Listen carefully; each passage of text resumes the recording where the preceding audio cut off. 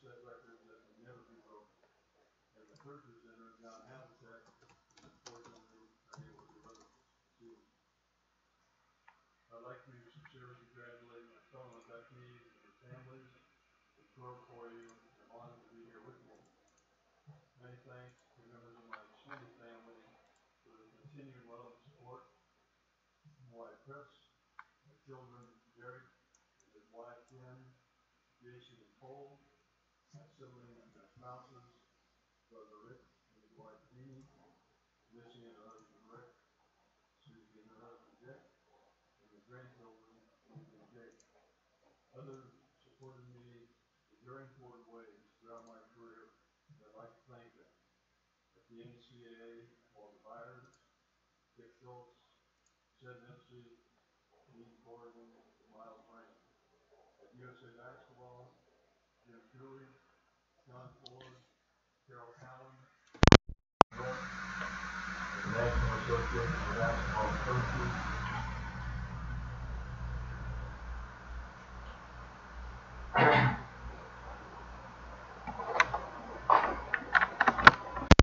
Hello out there. Hello out there in streaming land. Can everybody hear me?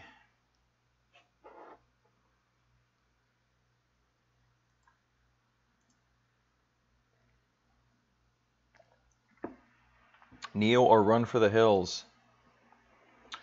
Looks like Run for the Hills. Yeah, it just kind of looks like Run for the Hills here. It depends on your time frame. Are you looking for what's your time frame for your hold, Rory?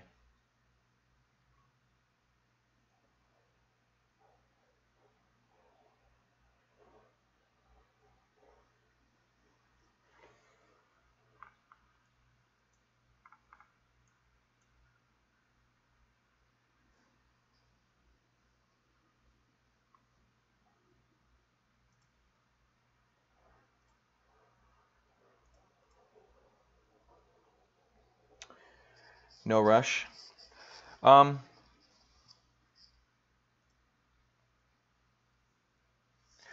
even with no rush, you don't want to be buying. There's a time to buy a dip and there's a time to be cautious. So if we look at Neo's chart here, I don't have the whole history, unfortunately, but this is a breaking down pattern. This isn't a bottoming or accumulation pattern. You want to look for price action that is supportive, where there's some buying taking place. You don't want to look for breaking down action. We just see a series of lower lows here, a series of higher lows here. So even as a long-term holder, that's fine with your current position. But honestly, for me, I wouldn't be buying here.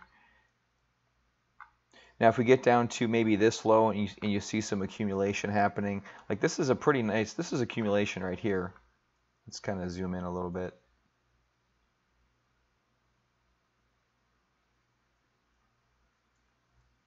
Let's get you some nice big bars to look at so it's a little more clear.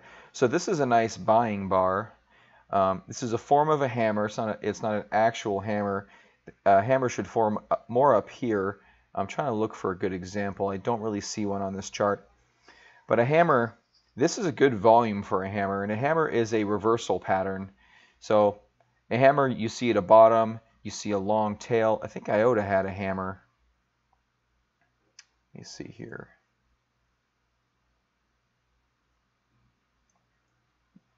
On the 2-hour chart. So this is more of a hammer right here. Even though it looks like a down bar, this is more of a hammer.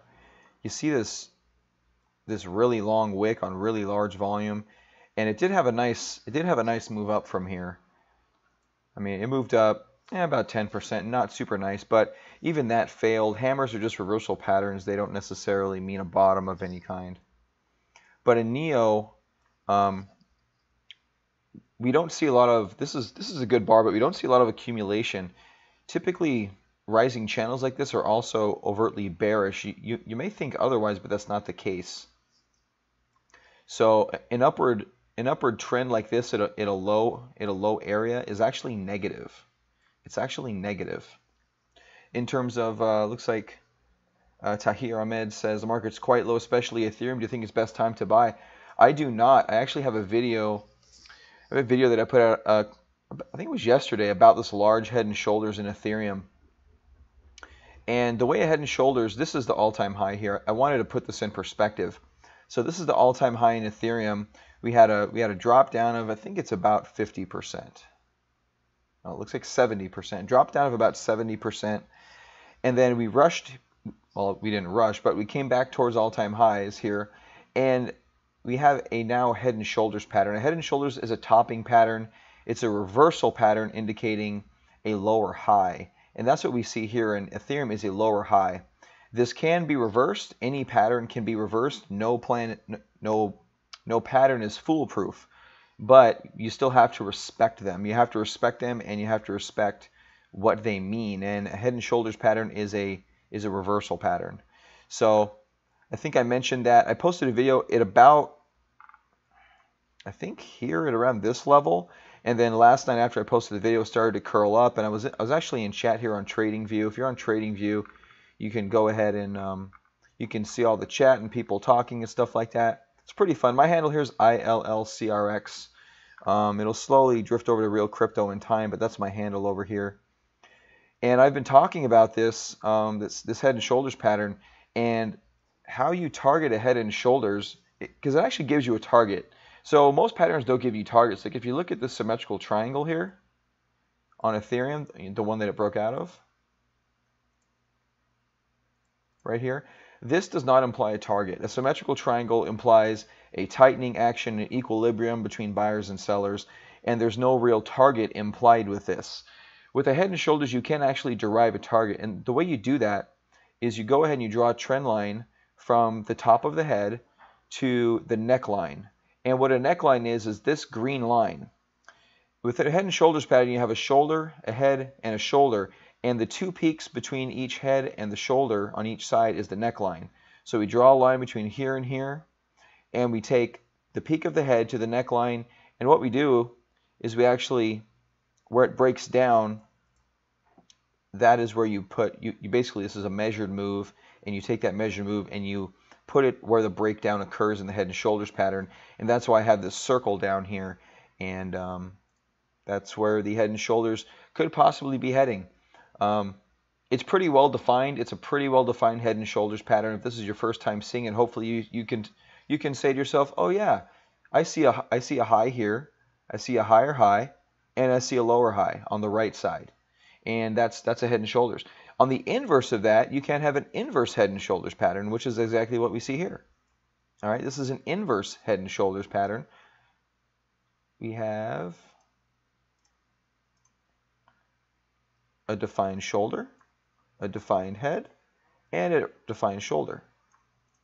Okay, and so you can also derive a target based on this action. So this is a kind of a sloppy inverse Head and Shoulders. Ideally, you'd like to see the right shoulder equal to or lower, kind of like we do here. This right side is equal to, or you'd actually like to see the right side of a Head and Shoulders higher. You want to see patterns sloping in the opposite direction you would like them to go. So this pattern obviously worked out a lot better to the upside, but you can derive a move out of this. So anyway, this is an example of an inverse Head and Shoulders. There's actually a little inverse Head and Shoulders here, but typically inverse Head and Shoulders you want to see at lows. This is kind of a low. This is a form of an inverse Head and Shoulders as well. You can kind of see them. They seem to be very prevalent in cryptocurrencies. Most of the patterns here aren't very well defined, I will say, however. So let's look at this. I mean, see, this never really... See, you don't want, in the inverse Head and Shoulders, you don't want it sloping up because the line never gets broken. So you can kind of, I guess, do that or something. But anyway, these are all examples. No pattern's perfect. No pattern is 100%. But sometimes they work out really well. And this is a pretty well-defined Head and Shoulders at a prior high. Again, this is a reversing pattern implying a move down to this area. I can't tell you 100% if we get there. I can just tell you that's what this pattern implies, and that's what its target is. Whether we reverse higher at some point with maybe another inverse Head and Shoulders, kind of in the middle here, that can happen. Anything can happen. We can only look at the charts, and we can only kind of see see what's what. So Ethereum, Neo, at this particular moment in time, I don't see a lot of strength in either of them. And I had a core position in Ethereum, and I actually got out basically flat. I was anticipating, just to let you know what I was anticipating. If you go back and look through my channels, I have a video on Ethereum. If you guys are interested, I can try to find the video. Let me know if you are in the chat, so you can review it later. But I was anticipating this being a large cup and we handling out here. Handling out similar to something like this.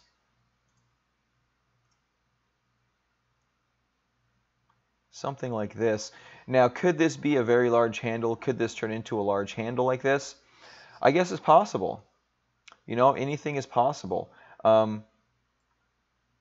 It would be a very wide handle. It wouldn't be a textbook handle, but it would still be a handle of some kind. So if we don't get this large breakdown, maybe we kind of ride this trend line. That could be a possibility here. But for now, it's still bearish action. Even if you take the cup and handle out of this, there's not a lot of buying pressure here. You see a series of higher lows. This bounce is this isn't a bounce. This is actually an H pattern in a larger H pattern. And in my last, yes, I'm looking for it to go down further. That's what the chart's telling me. That's not I'm not looking at my crystal ball. I don't have one. I'm looking at charts.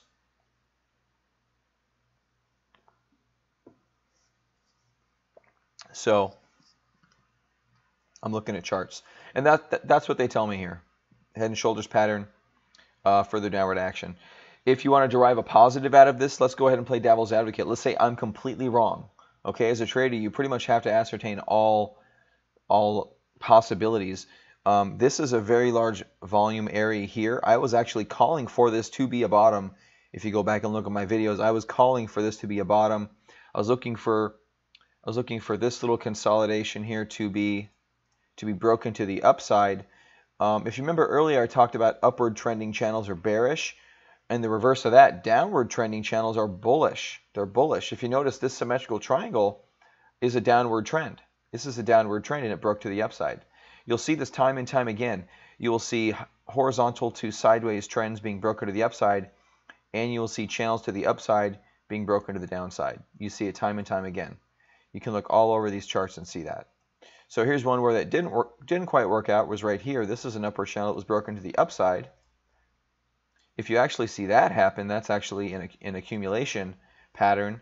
Actually an accumulation pattern. So you can actually see it in Litecoin. Guys, I'm going to ramble until you ask me questions. Just so you know. Just so you know. You can see this happening in Litecoin. I am kind of a firm believer that Litecoin, since the SegWit, I can't ever say that right, since the SegWit fork of Bitcoin, there's a more direct channel between Litecoin and Bitcoin. I believe this breakout of this long-term channel in Litecoin could lead to price appreciation on top of this channel, possibly leading to an accumulation or an acceleration, excuse me. But you know, only time will tell. Only time will tell. We are still seeing the same H pattern here in Litecoin as we are with Ethereum. Bitcoin has a slightly different pattern, but it's still not super bullish. So I do mention rounded tops in my, I think, 2 videos ago. I do mention this rounded top in Bitcoin. It collapsed faster than I thought it would. And even in Bitcoin here, we kind of have a pretty well-defined rising channel here. So it's being tested. Another thing too, the more times a line is tested, the more likely it is to fail. Let's go back to Ethereum. Let's look at this neckline here. So we have test 1, test 2, chops around a little bit, comes down, test 3. This is the 4th test of this line. So the more times this line is tested, the more likely it is to fail. Take on IOTA right now, currently thinking of taking a 15% loss just to get out. I actually took a bit of a loss on IOTA myself. See, they're all having the similar patterns. This is a much smaller bounce, and you're seeing this over and over. Bitcoin, Ethereum, we just looked at Litecoin. All these are seeing lower bounces like this. These aren't bullish, guys. You want to see bullish price action. I'll show you bullish price action. Go watch like my initial video series. It's not a series, but go watch my initial videos on IOTA. I bought right around here, and we wrote it all the way back up. This is bullish action. We're getting pushes to the upside. Pushes to the upside. This is bullish action. This is bearish action over here. I got out of IOTA at about 60-ish. I bought in over here. This is a really nice shakeout bar in IOTA. I love IOTA as a tech. I think it's pretty cool. There was recently some news came out that they have a flaw in their technology, and they quote unquote left it there on purpose or something. I haven't actually dove too deep into that article. I will at some point. But I was looking for this to be a bottom in IOTA here. I kicked myself for not buying in here and not buying in here, so I actually bought it up here at about the 60-62 level. It came up, and it actually rolled over prior to Ethereum and Bitcoin and other coins rolling over. I still held on to it, but I ended up selling down here because I can't take bearish action. I want to be on the sidelines with cash with bearish action. I don't want to be taking risks and hoping. Hoping is where you get in trouble. All right, let's go here. Dan Murphy, thanks for the tips on Omisego. Really excited to see what the month brings for them. Yeah, no problem, Dan. Omisego is great. They're actually holding decently well. Comparatively, they're still holding up here towards all-time highs, like really close, really close. So I still have my full Omisego position. I'm not liquidating, even though the overall chart it's not a happy chart. It's not a happy-go-lucky chart. But it's pretty bullish behavior, and I like Omisego as a tech. It's one of the most evolved blockchains out there that's working or will be working soon. I sold my IOTA because of warning about the exchanges. Water Cluster, can you elaborate? Warning about the exchanges. I haven't heard that warning. So if you can elaborate on that, if you can enlighten me and others, that'd be cool. So looking through the charts here, yesterday was the same way, all red, pretty red. Not a lot of green. We get down to the lower coins. Music Coin, I didn't see this. Go Music Coin. Ooh, this is fancy. What's this doing? So if you don't know about Music Coin, Music Coin is a coin wrapped around music, and they're trying to, I don't even know fully about it yet, but I just kind of read some information. Nice volume here on Music Coin. This is a little intriguing at this level. It's a little high, but it's a little intriguing. Yeah, China rumor about banning. Hey, what's up, Frederick? How you doing? Or Frederick, I'm sorry if I mispronounced that, buddy. How you doing? China rumor about banning exchanges. Yeah, that was what pretty much preceded yesterday's sell-off. I haven't touched on actual fundamental reasons for this Ethereum breakdown. And I think if you go watch that video, I do talk about that China ban, potentially banning exchanges. I think they're actually talking about making it illegal to do transactions in cryptocurrency, which I think when you take the largest populous country in the world out of a decentralized, out of a decentralized network, that takes a lot of market participants out of it, and that's not good for cryptos as a whole. That could actually, if that actually happens, I haven't done my research on this yet, but I actually want to see the total number of nodes running in China versus the rest of the world. Somewhere there has to be a breakdown on the number of nodes in Bitcoin, Ethereum, all these other blockchains. You have to have some kind of data as to how much of the ecosystem does China own. And if China bans that, if they ban the exchanges and they actually, start banning trading and mining and these things of that nature, that could be really bad. On the flip side of that, if the nodes aren't affected, it probably won't be as catastrophic as it could be. Now, Chris, I don't know. I said mining. I'm just kind of flying off the cuff here. I can assume that if they're banning transactions, even if you're so they may not ban mining, thinking about it. Yeah, exchanges. They may not ban mining, but you can't do anything with it in China. So that's the rumor at this point. There's no official news, but the rumor is they're trying to ban the transactions around cryptocurrencies. They're basically calling it a lie and a. Your point is counting nodes is not a good metric. I think it would be a consideration. I think it's something to put into the equation, to be honest with you. It's about the nodes and about the market participants. How many market participants? Because we're trading all these things. How many are in China? If they can't trade anymore, then that doesn't bode well for this market that we're looking at right now. Looking at cryptos as a whole, I think nodes would if they did do some banning and nodes were reduced, that would make latency on the network go up. That would make transaction time and cost go up, which would be a negative for networks. Banning the exchanges that are trading ICO tokens. Yes, they are. That's the rumor. That's the rumor now, is that they're going to try to ban the exchanges. And I heard even individuals. They're trying to think about it at a police level. If they hear someone's trading Bitcoin in a cash way, that they're trying to invalidate that. They're trying to kill that. So if that actually happens, that could proceed this cup with handle coming into play. In my video, I get a little bearish. I talk about a bear market in cryptos. I'm not a perma bear. Go watch all my videos. Well, not all of my. Apparently, I have a lot. Don't watch all my videos, but watch a few of them. I'm not a perma bear at all. I'm a long-term bull in this, but when you see writing on the wall, I just want to call it out. So this head and shoulders action pretty much was preceded on the news of China. And this sell-off was the banning of ICOs, and this sell-off was the rumor about trying to ban exchanges and trading.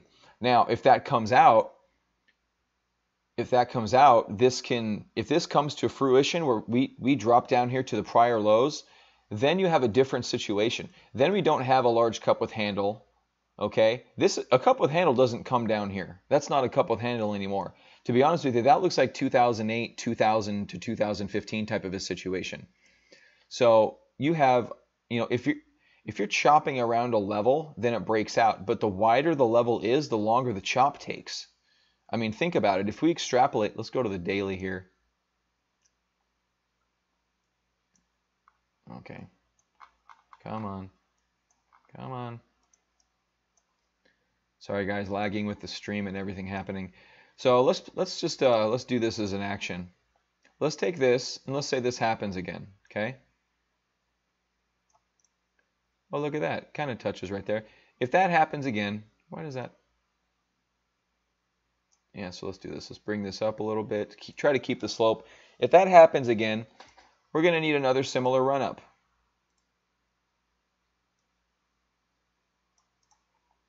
We're going to need another similar run-up in time. This takes us out to the end of November.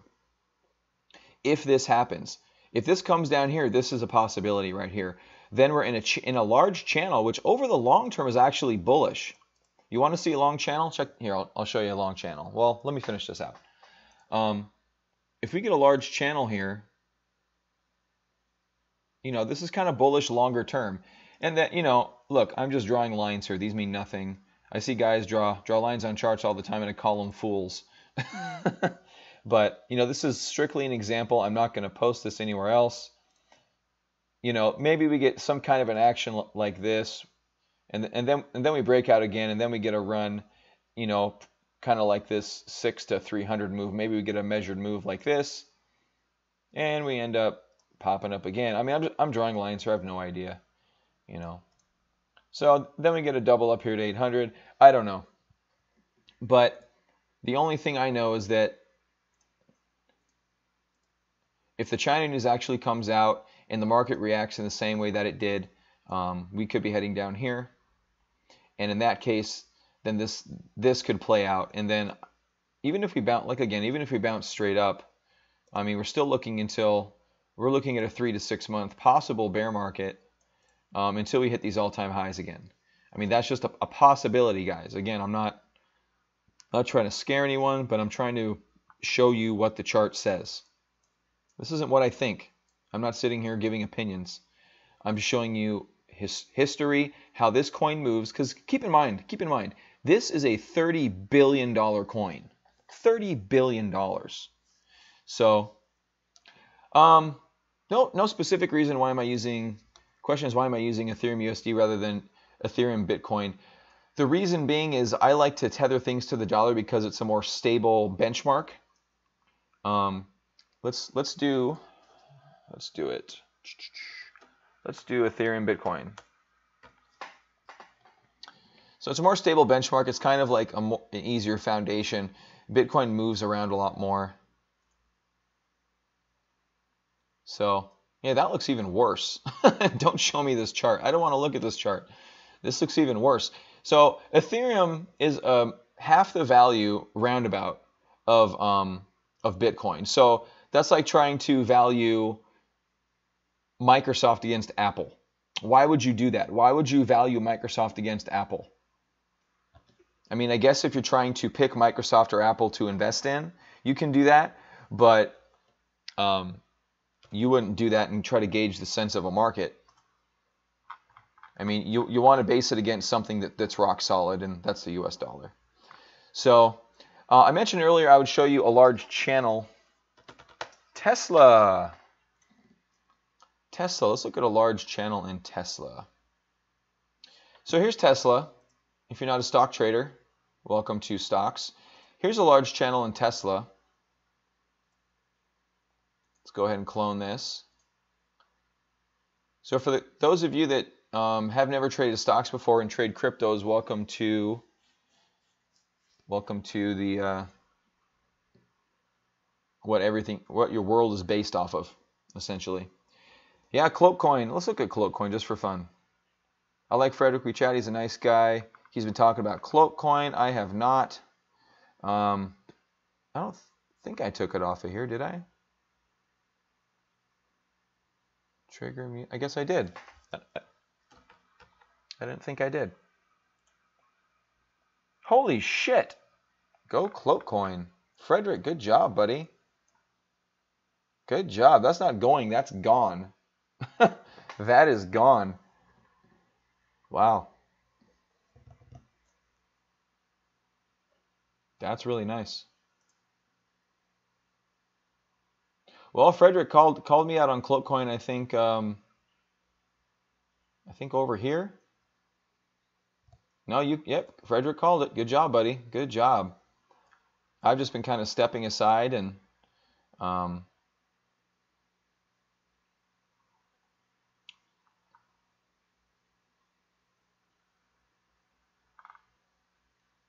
yeah, 2 days ago. Nope, Frederick was on it. I'm the witness. Yeah, it's excellent up here. Yeah, it looks like it's still going. Good job. That's awesome. I'm going to get back to Tesla. We can pop in on Cloak in a minute. Let's finish my point in Tesla. Oh, can't do it on the 15-minute chart. So this is Tesla. Tesla had a huge run up, which is very similar to Ethereum did, right? I mean, this is a massive run. This is a massive run. 500%, 500% run up. Came up, popped back down. Very similar to Ethereum. Towards all-time highs. I don't know if there's a cup with handle here per se, or a head and shoulders here per se, but came down and actually broke down below the channel level before it came back, consolidated, and went higher. Now, this happened over a number of years in Tesla. This happened over a number of years. In cryptos, it's going to be a number of months. It's going to be a number of months, not years. The pattern time frame speaks for itself. So yeah, I actually made pretty good money on Tesla. There's a nice cup with handle here. I broke out of here.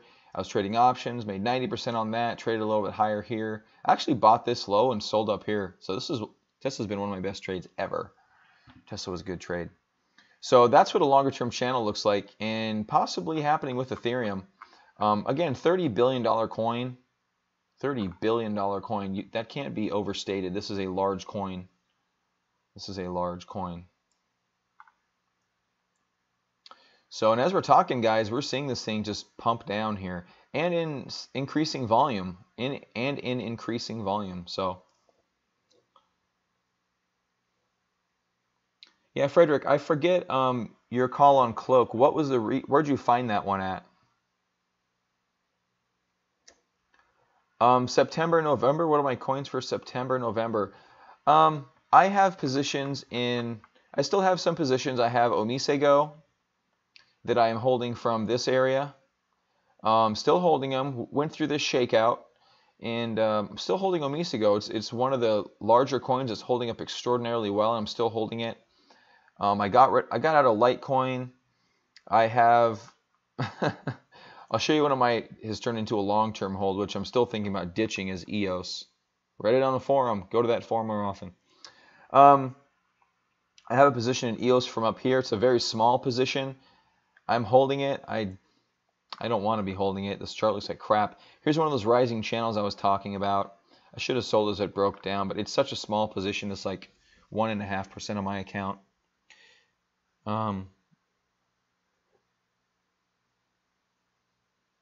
EOS down to 75. Yeah, why is that good? So, okay. Lesson kind of, this should be lesson 101 in the markets. It's not taught in stocks. It's not taught anywhere else. Yeah,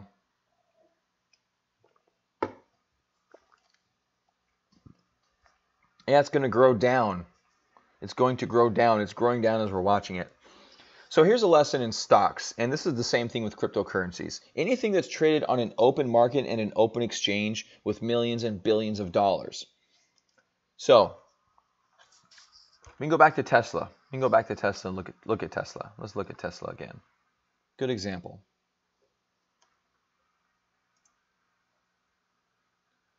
Let's go to Tesla. Let's go to the dollar chart again.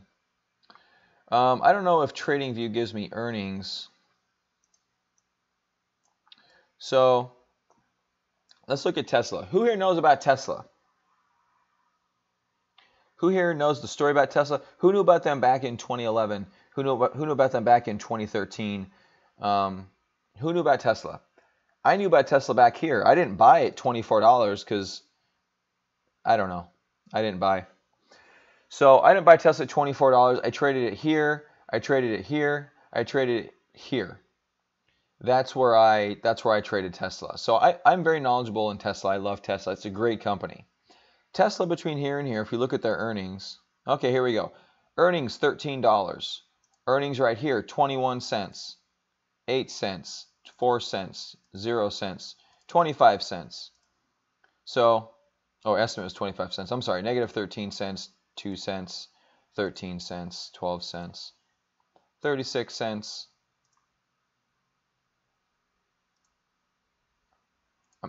I'm trying to tell you a story, and I don't know if this is going to work out or not. Anyway, what I'm trying to tell you is what the coin does doesn't mean what it does doesn't mean anything. The only thing that matters here is what the market thinks about the coin and what the market wants to do with its money. The coin itself is on a ride. It's on a ride. So Tesla has good technology. I don't know the exact timeline about when the Model S broke out or anything like that. I don't have the time to really do the analysis, but Tesla really didn't have much of a product up in here, but yet it ramped up because there was anticipation. In this large channel, many news events happened. Many news events occurred, right? The Model X came out. There was the Model 3 announcement. There was lots of stuff. Why didn't it break out? Why didn't it break out? And why did it break out over here? Okay, there's a reason for that. The reason is the market participants decided that they wanted to break it out. The institutions wanted to buy Tesla. That's the reason why. The institutions wanted to buy Tesla. It didn't matter what Tesla did in this channel. Unless you were trading these bounces, you weren't making money if you were a long-term holder.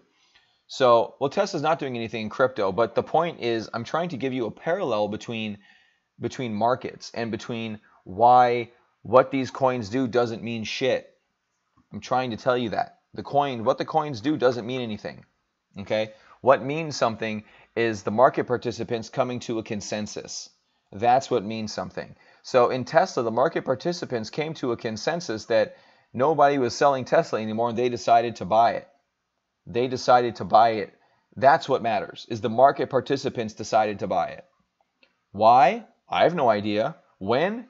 Here and here, here and here and here. That's when the market participants decided to buy it. They decided to stop selling it here, and which is why it's gone higher. I'm not in Tesla because the market participants can't come to a consensus, and it's choppy up here. We go back to Ethereum, which is what this conversation is about, because I'm pretty much talking about Ethereum. The market participants up here aren't coming to a consensus that they want it to run. So, I don't even step China aside. If you don't know anything about news, you can turn the news feed off. You can turn the news feed off. You can look at charts, and I can feed you charts once a month, well, once a week in cryptos, but I can just feed you charts, and you will do better than if you're sitting in here every day staring at the screen, looking at the news, looking at the hype, because especially in the large coins, it really comes down to market participation. Now, Cloak is a different issue over here. Our buddy Cloak, the market participants in Cloak really like it. I mean, they're loving this thing. They don't care about Ethereum going down. They're in their own market. So this thing's skyrocketing. It's going up, and that's a good thing for Cloak. So the market participants come to a consensus, and we're just along for the ride. Yep. This goes for any coin, Declan. Any coin. I don't care what it is. So let's go back to EOS and why my long-term hold is going to lose more money. So if you look at it in terms of what do the market participants think. I'll take this as old. This is an old one. So I had a range drawn here in EOS. So what are the market participants here telling you how they feel about this coin? What are the market participants telling you? They're telling you that they don't like it. They're telling you that they're selling it. And go into fundamental reasons, it doesn't matter. It's going down. So if you're a long-term holder, that's fine. I got nothing against that. Nothing against that at all. Every strategy when trading cryptos and stocks and currencies and investments, it doesn't matter if they like it. I don't care if they like it. They meaning people with money. That's who I'm talking about. So when we talk about they, we generally talk about the same people. Let's get this back to looking halfway decent. When we talk about they, we always say they, right? Who do you mean by they? They are the market participants that I'm regarding, that I'm talking about. So the market participants are the ones that will move this.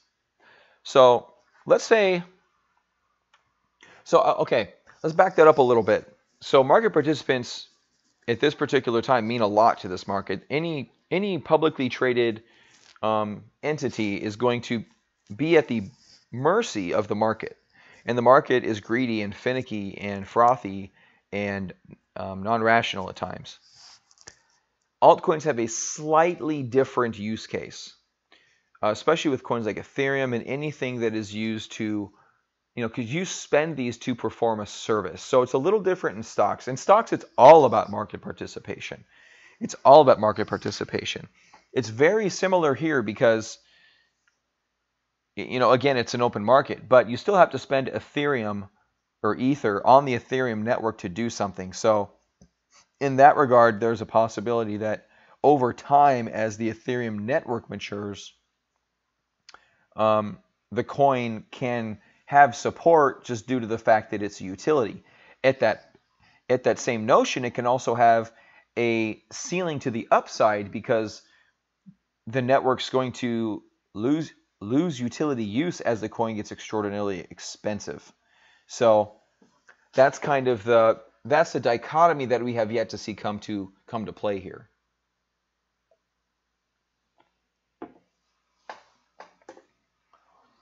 So Drew says crypto stocks have real world applications. Sure. Yeah, I agree. Now by applications, are you referring to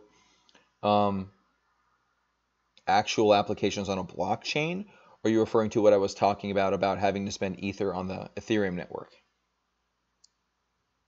Because if you're talking about real world applications like a business use case, so do stocks. They have the same business use case, but they're driven by the fundamental. Stocks are driven by the fundamental of the stock. Okay? They're driven by the fundamental of the stock and the fact that you have voting rights and the fact that you have dividends and the fact that you have to put money somewhere, and the world's decided the stock market's the place to do it. So that's why the stock market goes up.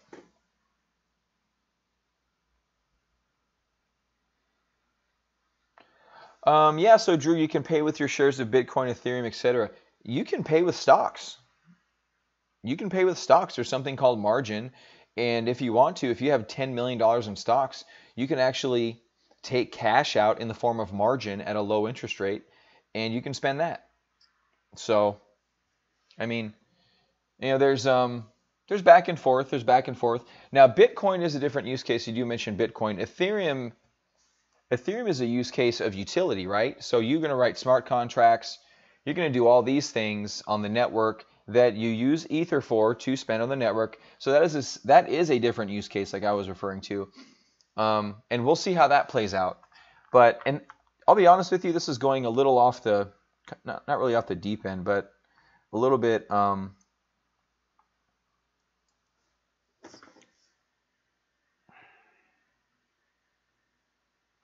Ethereum is the leader in the blockchain technology at this moment in time. $30 billion market cap, tons of money being put into it. I'm viewing Ethereum as the Microsoft of the blockchain.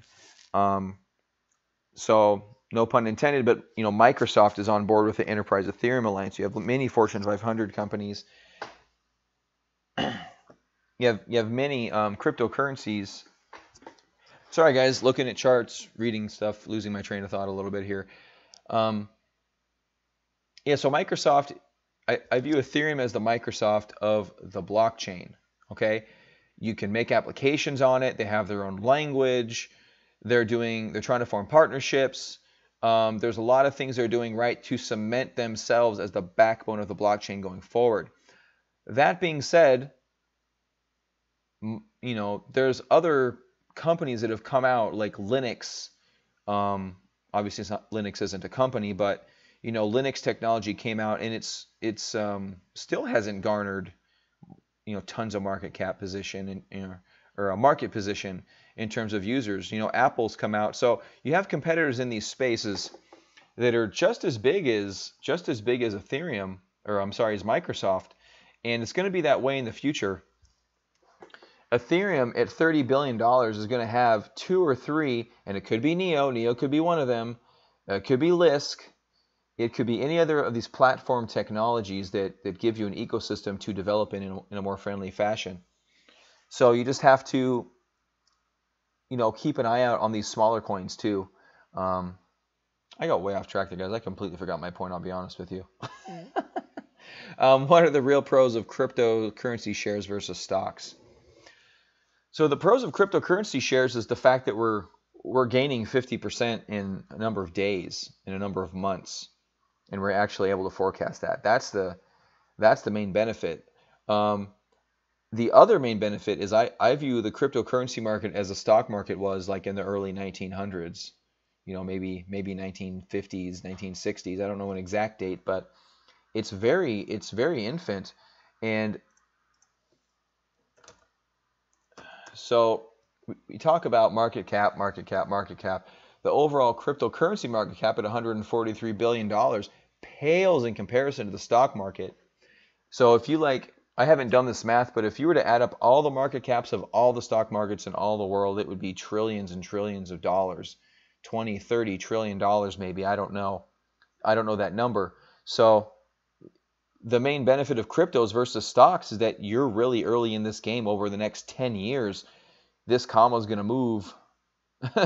They're going to add a comma, and they're going to add a 1, and then they're going to add a second digit. You're going to be in the trillions, and then, you know, and then into the 10 trillion range at some point in time. I don't know when that's going to be, but that's going to happen. That's just going to happen. And which of these coins are going to be around then? That's the game that we're playing. That's the long-term game that we're playing. So you can look back at my video here in 10 years, and this is going to look like noise, like a piece of garbage. You're going to say, why didn't I just buy over here and hold for 10 years? You know what? Do it. Do it. Hold it for 10 years, and this means nothing. None of this. You guys shouldn't even be on this channel. You shouldn't even be on YouTube. You should be spending time with your families and trying to make the world a better place. Is what you should be doing instead of trading like we're doing for some reason. We're all trading. I'm trading. You're. That's why we're here. But in 10 years, this is a moot conversation. This target means nothing. You know, it's just a moot conversation. So that's the main benefit, is that it's still extremely early in the ball game. Stocks are fun. I still trade stocks. My Roth IRA is fully in stocks, mainly because I can't find a great way to put it in cryptos. So, any other questions before I just start looking for something to rant on?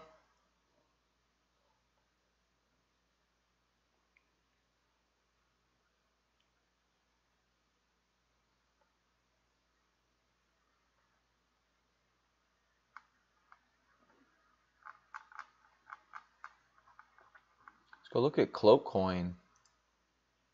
Or Diamond here is up 8%. Is that going to be moving? That's an interesting looking chart. There we go.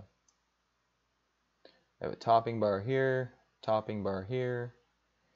of an equilibrium bar, but it's still churning up here. The over 650, get some volume in here. This could be a nice one. Diamond dollar. I should have put some money in Cloak, Frederick. Should have done it.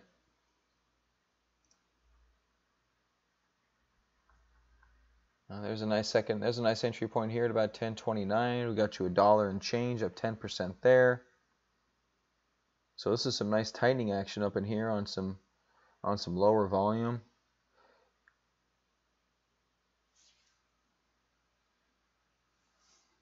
I know, Frederick, I know. You're star of the day, buddy. You're the star of the day. Yeah, just, you know, for me sometimes without like really well-defined patterns, when you get a lot of choppiness like this, that's my bias from the stock market, is that that's something I'm going to have to get over. I just can't bring myself to buy this. I don't know what it is. 12. Qtum. Look at Qtum. Looking at Qtum. Let's go to the daily, get an overall picture. Break out of this 15-minute.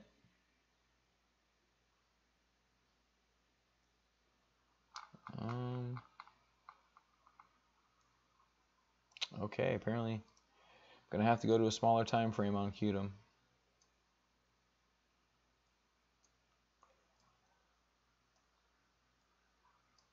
Oh, come on. Qtum looks interesting. Not too bad. Volume accumulation over here. We're not sitting at the lows like a bunch of these other coins. We have increasing volume in here while we're rising, which is good. How much time's left? 35 minutes left on a 2-hour chart. This thing's starting to poke out. Really low volume here. Yeah, this isn't looking too bad. Qtum doesn't look too bad. We have these moving averages starting to flatten out, kind of like over here. Yeah, Qtum is not too bad. I can't say it's going to break out right now. There's really not a lot of volume, and with 35 minutes left in a 2-hour chart, we can expect this to maybe the volume to get up to here maybe. So it's going to be really low volume. Yeah, it could be very interesting. So potential 16% just to there. Potential, what is it going to be? 40% if we get up here. Yeah, that's not bad at all. That's not looking too shabby. And all this volume is constructive. All this volume is very constructive in a higher level consolidation area. Yeah, not bad. I wouldn't mind taking a little position right here. This is looking pretty good. I kind of like it. Thanks for mentioning this one. Green pop. Let's go into 15 minutes. Get a little more granular. Come on. A little more granular here. Let's see what this volume's coming into play. So we have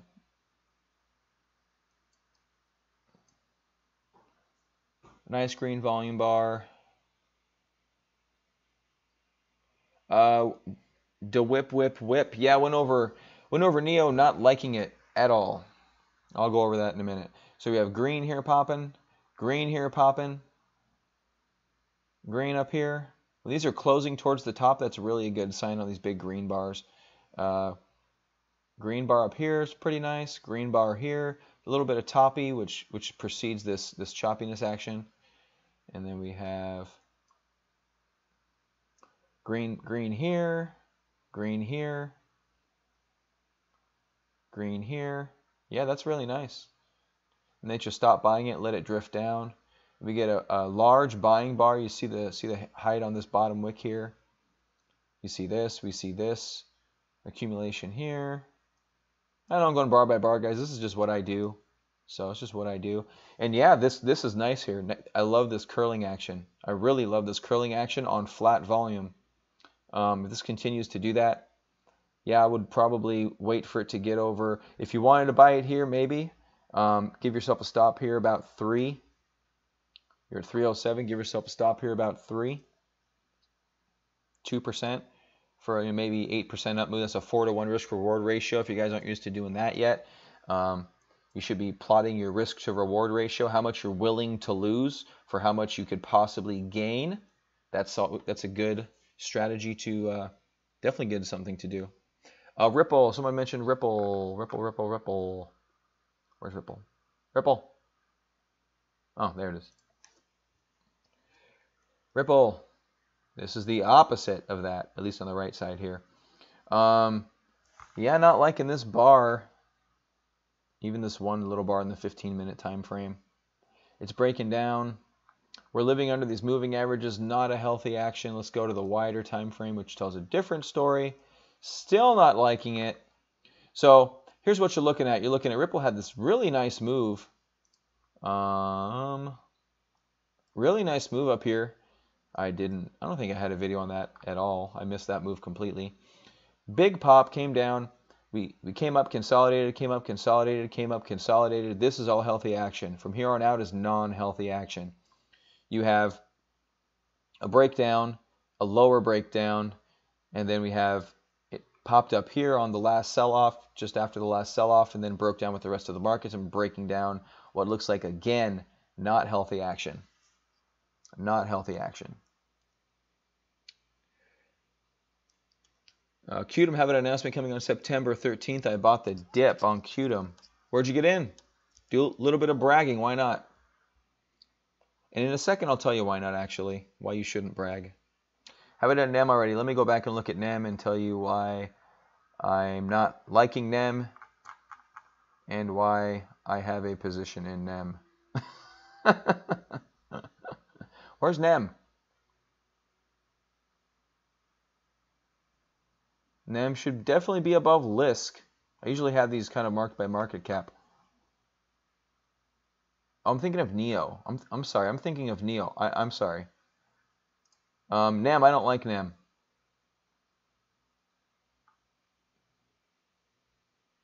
Yeah, sorry. Yeah. I love this run up. Any of you guys heard of a parabolic move? This is a parabolic move.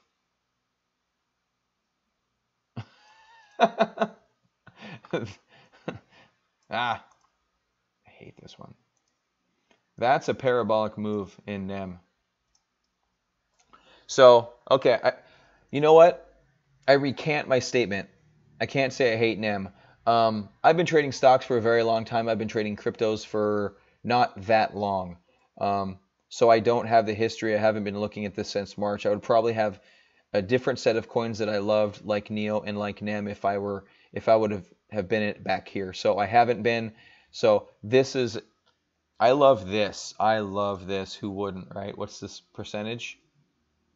2,500%. I love that.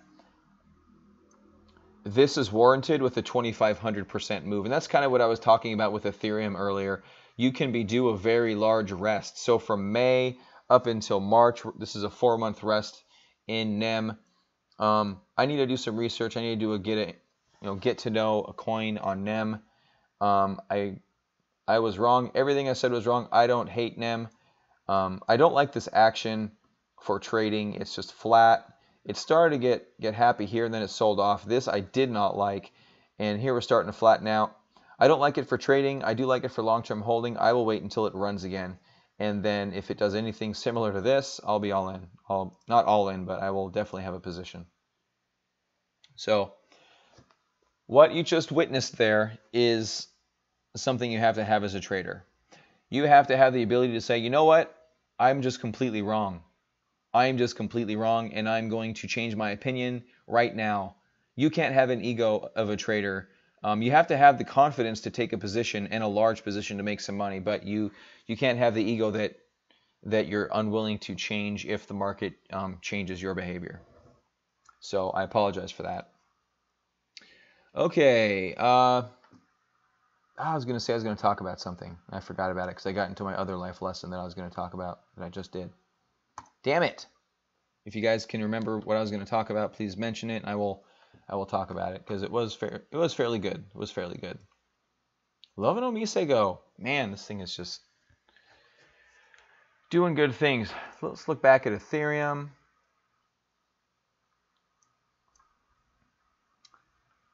You know, again, kind of what we were talking about in Ripple, right? We had a series of lower lows, and this is not a bounce here. This consolidation should have been broken to the upside.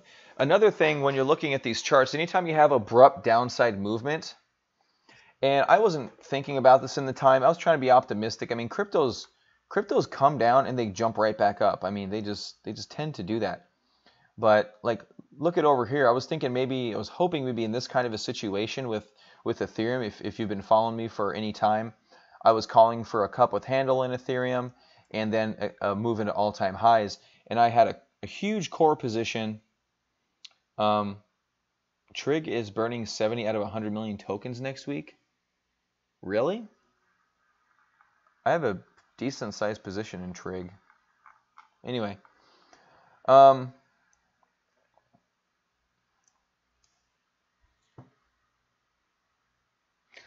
yeah, so anytime I was hoping it would do something like this, and these cryptos I've been trying to shake my stock bias, and my stock bias says a large downward movement takes time to run off. And in this particular case, like if we look over here in Ethereum, right? Let's look at this and pretend that this is current. Let's pretend this is current. Big run up, toppy action, low volume, so not really indicating a top right here, and then comes down, sells off in lower volume, and that lower volume ends right here. Then we get an acceleration.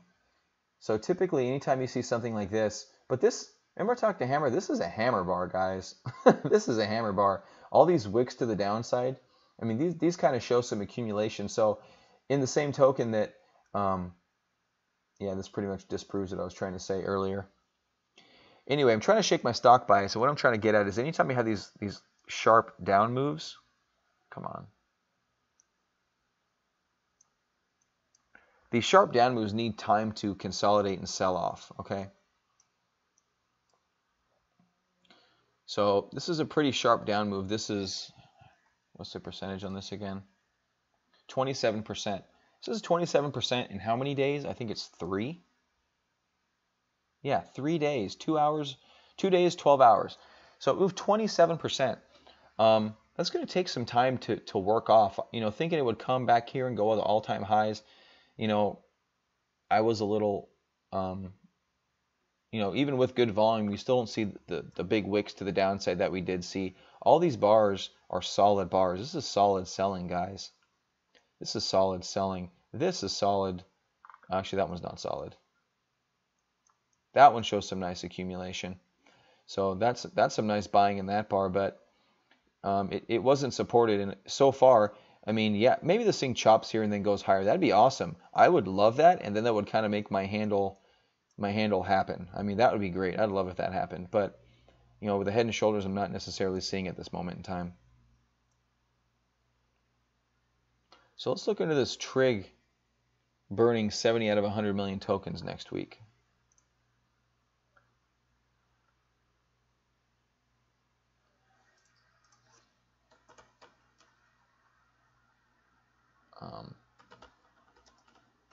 I'm just going to say burning tokens for, there we go.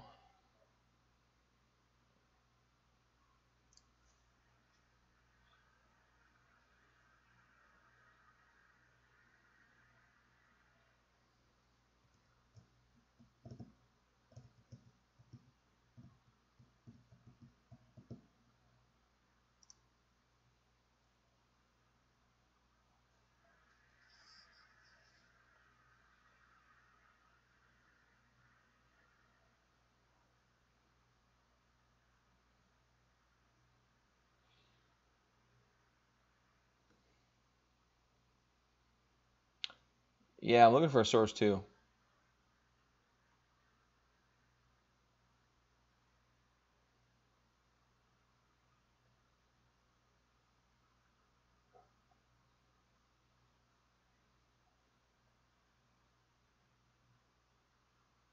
Bought trig last week.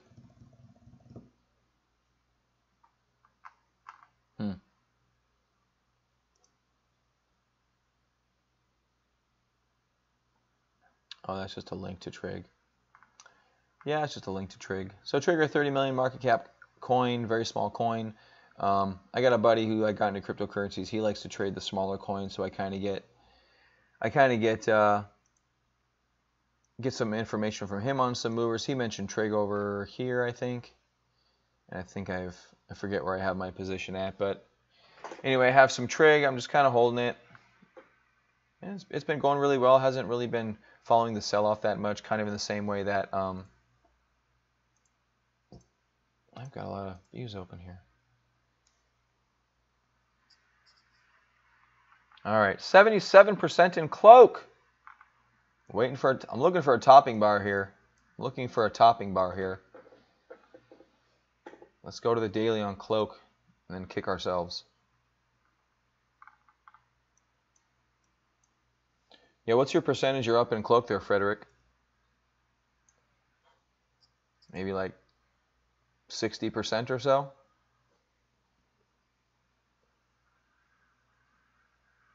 Let's look at this on CoinMarketCap. Let's look at Cloak. And what do they do? What does Cloak Coin do? $60 million market cap.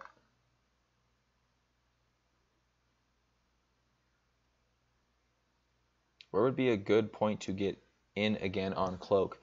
A good point to get in again would be after a consolidation of some kind.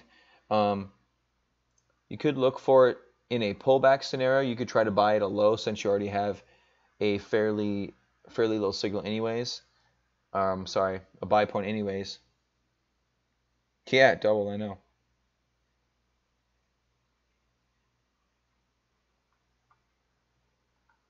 So it basically looks like it's a cryptocurrency. It's a currency coin. So I kind of break coins down into segments: currency coins, platform coins, other types of coins. This would be a currency coin, it looks like.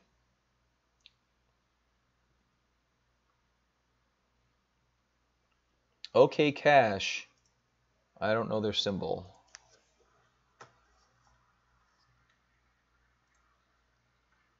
Hey, okay. Okay. What? How am I missing all these coins? Too busy trying to build a website. 117%. This is redonkulous.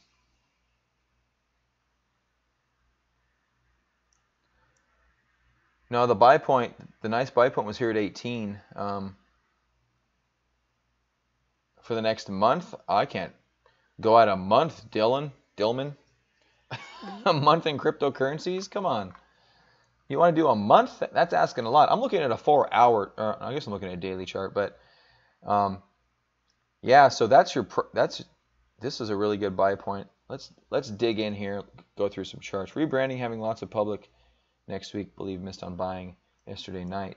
Yeah, looks like, so we have a consolidation here on the 2-hour.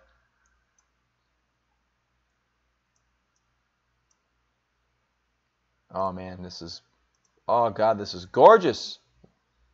Why didn't I see this one? This is a nice chart. This is a nice chart. Anytime you see an orderly chart like this, guys, anytime you see an actual orderly chart, that's why I didn't buy Cloak. It wasn't very orderly, although I was wrong about that one. Anytime you see a very orderly chart like this, it really indicates professional big money buying in the mix. They're actually, they're nibbling at it. They're buying it all the way. Obviously they're buying it here, but they're nibbling at it. They're nibbling at it all up over here. We see this really nice, dude, this is gorgeous. I would have bought this coin right here in a heartbeat, right there, right when this broke out. I'm not even looking at the chart. I'm looking at the volume right on that bar. Even on this bar, you could have taken a small position. Look at that volume after very low volume, you had this large, huge pop, like 200% of average volume on a down bar that was bought up. This is huge support. So this is pretty badass right here. This is actually really nice right here. I may nibble at this. All right, let's look into it. Let's look into OK Cash.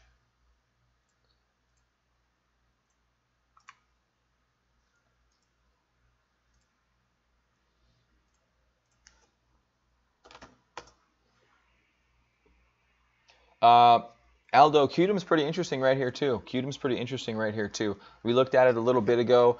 The chart had some nice accumulation within it, and yeah, it's looking pretty decent.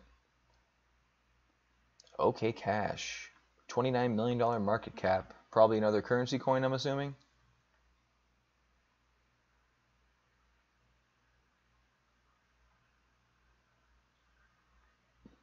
So this is kind of what I said something earlier about Ethereum and trying to find the next big coin, which we all are trying to do, obviously. But Bitcoin's only going to go so far. I mean, they obviously have network issues and transaction cost issues. I think Ethereum's going to run into something similar. So we need to look for those secondary coins. We need to look for those secondary coins to take those positions. And you can use technical analysis, actually. Move this to the side of the chart here. You can actually use technical analysis to find these very constructive patterns with these very large volume signatures. I mean,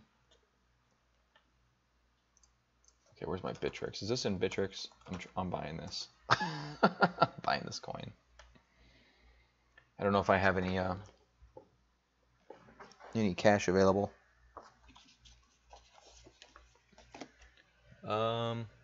Hold on, guys. I gotta find my phone. Hold on.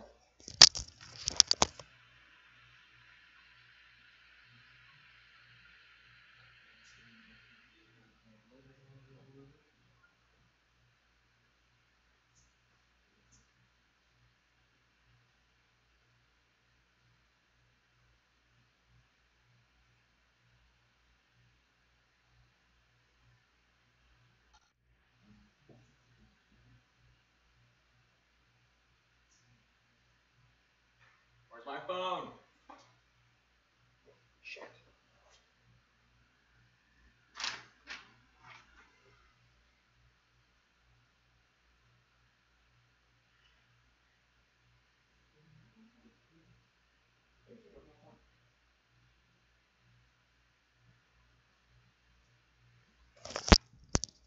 I cannot find my phone. Do any of you know where my phone is?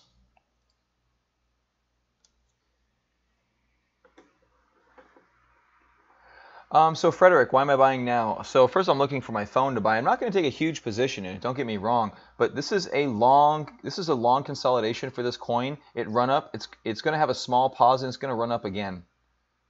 I mean, that's kind of what it's looking like. The only quite negative thing is there's a long topping bar here. But this is very, very constructive price action.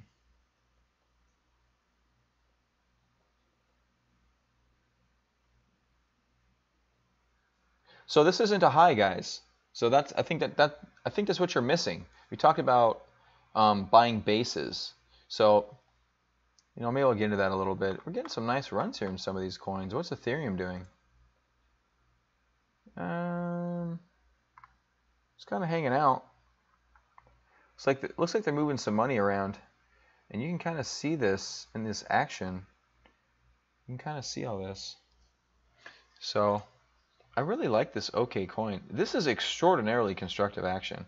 I mean, this could sideways, this could flatten out, but I'd be willing to hold it. You've got a retest here of this 35 level, 40 level. Hey, my family just got home. Family just got home. So hold on, guys, okay? Hold on.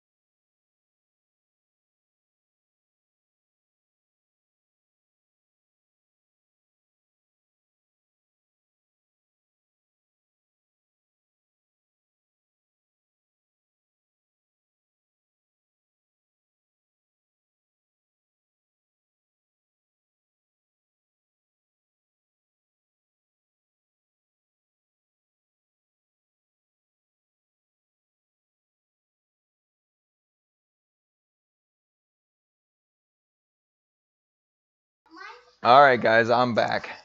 I got my son Ethan over here eating a Lunchable. I found my phone. It was underneath my pillow. And I just saw that Lisk announced partnership with Socket Cluster. So let's look at Lisk. And I haven't bought that position yet, by the way, in case you're curious. And so Lisk doesn't like that, at least the news. All right, what do we got here, guys? Qtum. I like Qtum. Aldo, Qtum, please. We did Qtum already. Qtum's pretty decent right here. So I like this accumulation up here on Qtum.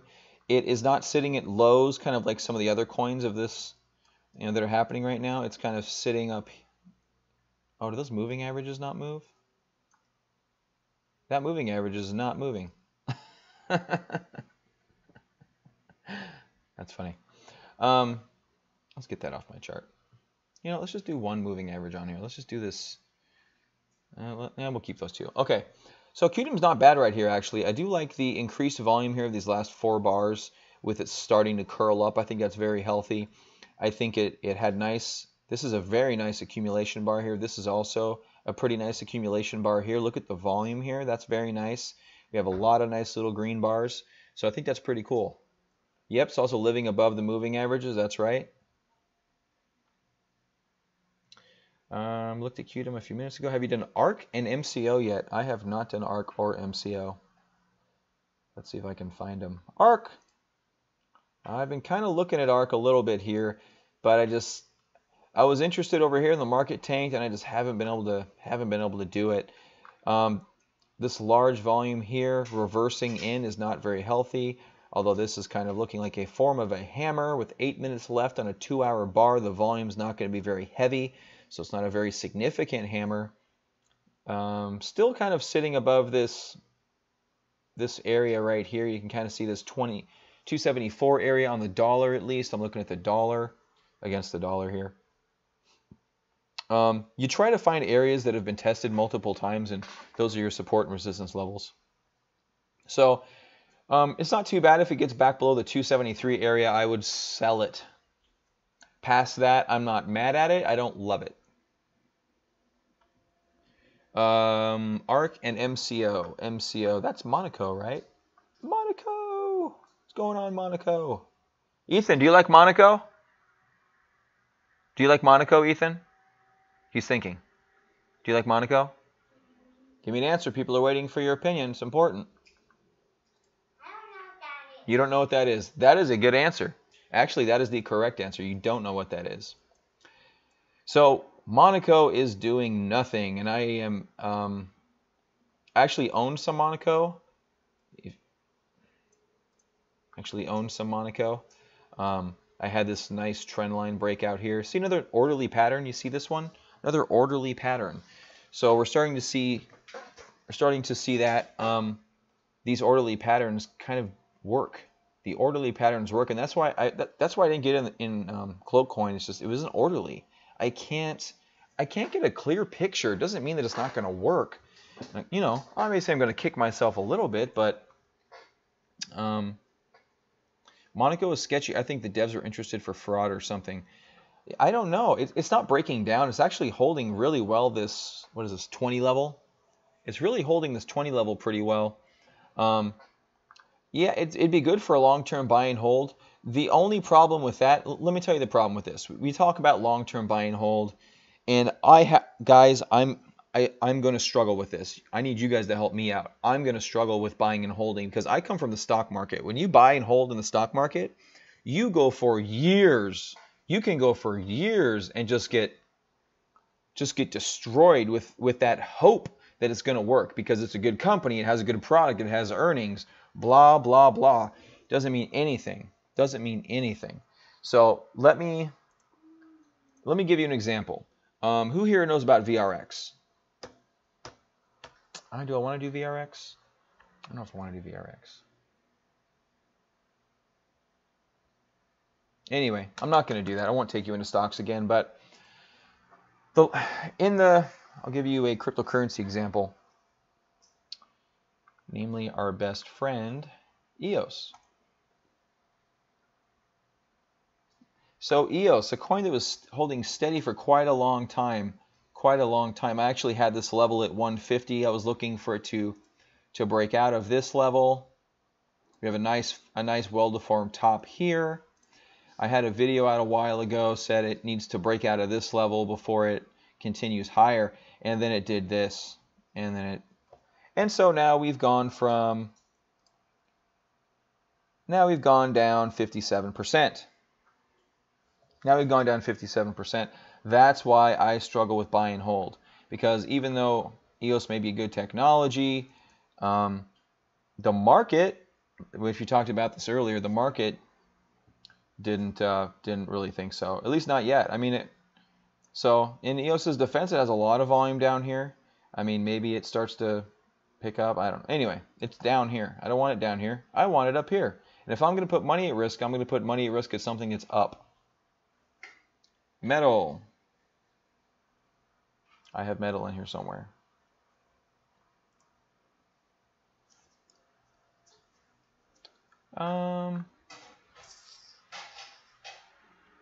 You done, Ethan? Thanks for keeping that quiet, buddy. You're a superstar. You want to go wash your hands? Let me see your hands. Yeah, you were at a park. Go wash them. So, metal here. Hold on, guys. Ethan, say hi to everyone. Hi. That's my son, Ethan.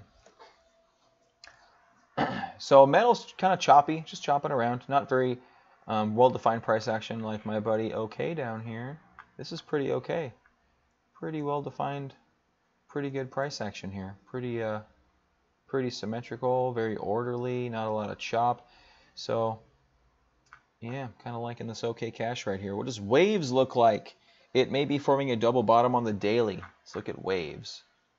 Someone tell me something about Waves. I always struggle with them. I know they're Russian, right? Double bottom on the daily. Let's go to the daily. And it doesn't look like a double bottom on the daily. It looks like a multiple bottom on the daily. And so, hey, hi Aldo.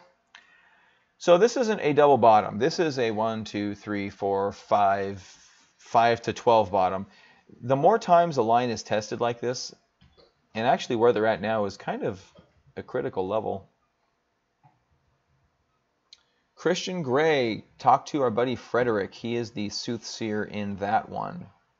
We've got a nice little community of guys here now. It's pretty nice.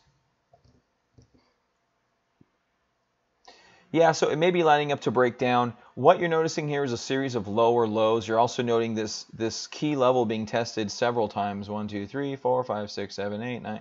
I mean, it's just tested so many times. And this could definitely break to the downside. Does anyone see any buying here? I'm just going to put that out there in the universe. Go ahead and do that.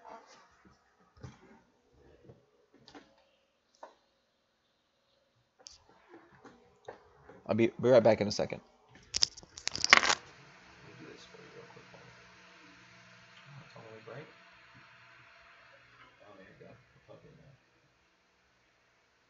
This one, you can do the whole thing. You get excited. You need Superman. You need just have lots of fun, okay? Okay, so leave and come back. There's 2 Supermans. Look for another one. Just look around.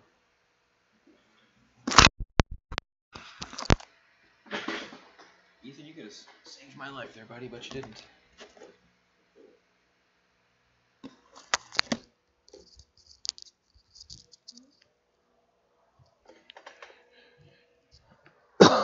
Excuse me, guys.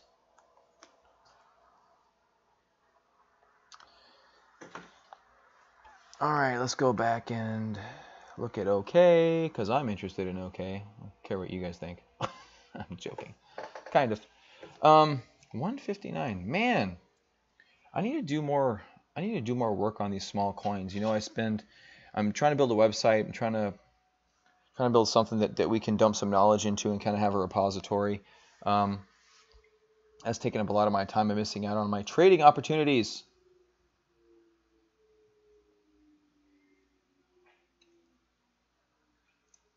Back to the 15-minute. All right, what's happening here? Let's do some chart analysis, guys. We have a nice huge run up. Litecoin is not in a healthy place right now. We have a nice big run up. We have a nice bottoming bar. Look at this bottoming bar. There's accumulation all over this pattern. Volume's flattening out. We're curving up here. Flat, not really curving. Kind of, it's more of a flat action there. Yeah, Frederick, I think I actually am going to buy me some OK Cash. So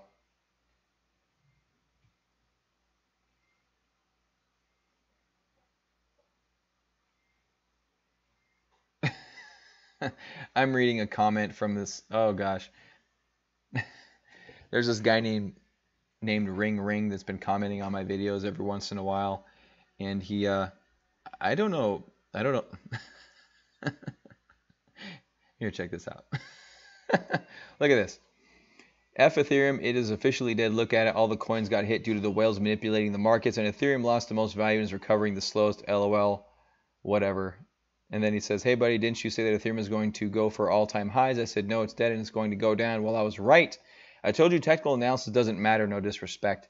I will be responding to his comments in kind. I wish he'd get on here. Get on here, Ring Ring. Someone go find Ring Ring and invite him. Does anyone know Ring Ring? Get him on here. Are you talking about Slack groups for the channel? Yeah, I'm thinking about Slack groups. The problem with Slack is I actually use them for work, and I don't like Slack. I think, and maybe some of you guys do, I hate Slack. I think it's a joke. But it will be good for real-time communication across the globe, so I probably will set up a Slack channel. The problem is if it gets too big, Slack wants to charge you like a ton of money to actually use their platform for messaging. We have a company of 25 people in the United States, and we hit their 10,000 message mark, and they want $5,500 for us to use Slack. And I'm like, you're out of your mind.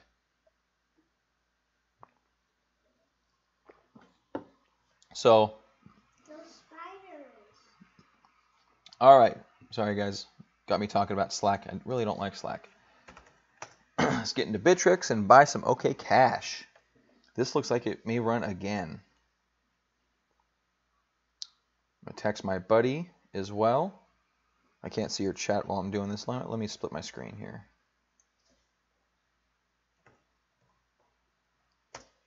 There we go. Now I can see you guys while I trade. We tried using Slack at work and nobody liked using it. We're now moving to Microsoft Teams apparently. Just use Hangouts. Why don't people just use Hangouts? It's free. It's good. The interface is decent. Just use Hangouts. All right, Bittrex. Logging into Bittrex. Ring Ring is not worth the time. You know what? I like sparring with people like that just because if I can get them to kind of see things in a bit of a different direction, then I know I'm getting my message across in a clear manner, and that's really what it's about. That's really what it's about. Okay.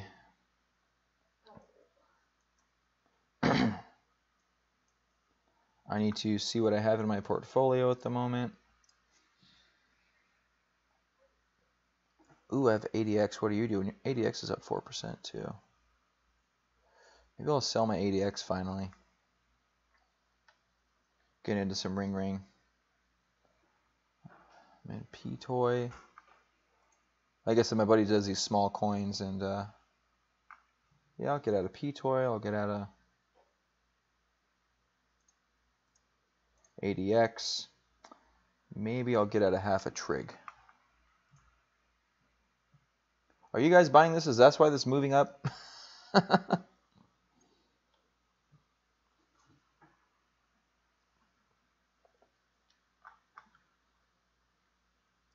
Okay, P-Toy. Let's get out of P-Toy. So, I'm just going to max sell. Let's get out of P-Toy. All right. So we're out of P-Toy. Let's get out of ADX, even though it's moving. I think this moving and OK Cash is going to be better. Let's go ahead and get out of the bid. Just give me my money back.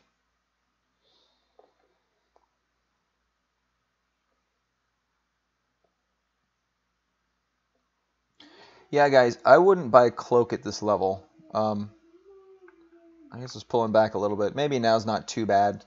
I haven't looked at it in a little while. I thought it was up here. You see these large volume bars up here, and with these large topping wicks, that's selling action. That's initial selling of profit taking. So this is more constructive. See the small wicks, the pullback, and the U. So you can try to buy at dips if you want to, but a lot of large volume happening right here. So there's some profit taking happening. We could definitely get down. We could definitely pull down here. So versus OK has already had, see small wicks, even though there's this large one, but it doesn't really care. It's coming back. Yeah.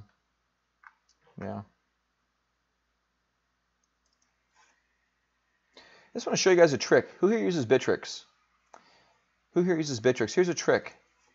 Double click on here, highlight the last one, hit your symbol, hit OK or enter, and then you can get your chart without having to go through that whole rigmarole of stuff, right? So there you go. There's your trick for the day. Tech trick by Real Crypto. What's our upside here right now? Looking at 9-10%. Excuse me, guys. Sorry. Yeah, so this is a long consolidation here on Cloak, and we have a pop and then a smaller consolidation on really good volume. This thing could really run. All right, so I've got 0.039 Bitcoin in this account. We're going to ask max buy. All right. Where's my fill? How many did I get? 403.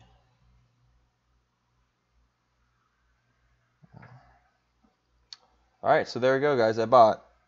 If you want to see it. Here's my order history. Limit buy, bid ask, actual rate 96.91. 96.91. So I got on a little high. I tend not to play some of those games. So, all right, OK Cash. Who mentioned that? Who mentioned that? Someone mentioned that in the chat. I want to give you guys a shout out. That is a good chart. It's way up here. I was looking through the chart. Anyway, yeah, OK Cash. I now have a position in OK Cash. Thank you, guys. WTC. Yeah, yep, Dillman, there it was. It was you, buddy. Thank you very much. Thank you very much. Yeah, that's a good looking chart. So we have I have a little position here. It's about 25% of this particular trading account, which is, it's about 20-25% of my trading account. So I actually have my core holdings are in cash right now. If you guys haven't seen that video, what's Ethereum doing? Oh, I'm on the 15-minute. No wonder this looks different. Let's look at Ethereum on the 15-minute. Let's see if we're seeing any buying action. What do you guys see? What do you guys see? We're sitting down here towards these lows of this neckline.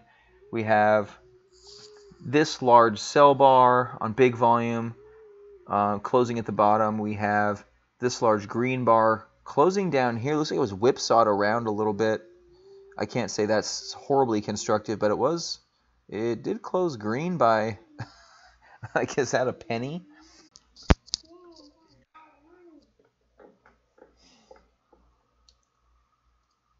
Oh, looks like I got disconnected a little bit there. It says I'm connected. You guys back?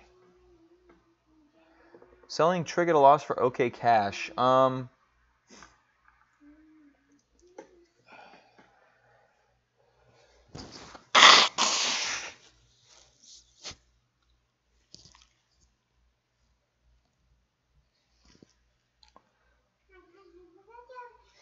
big's your loss? And how big's your loss, Dillman?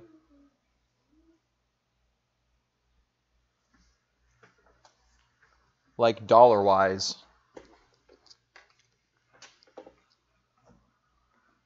So here's the thing about trying to switch out positions.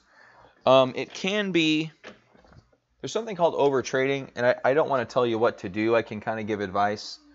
I feel really bad about kind of telling people what to do.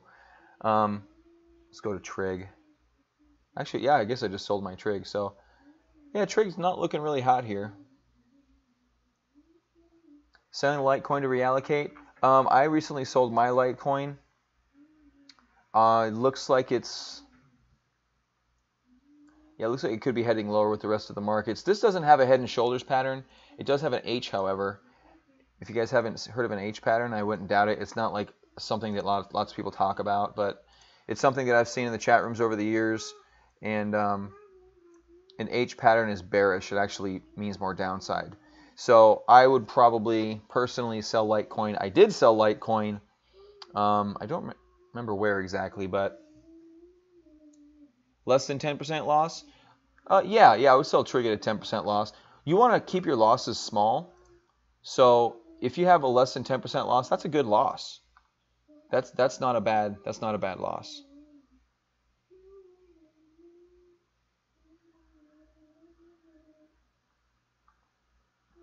So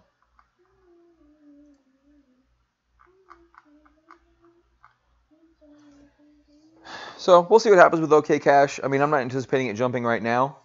It was looking like it could, but it doesn't look like it now. But very constructive action in OK Cash. Very constructive.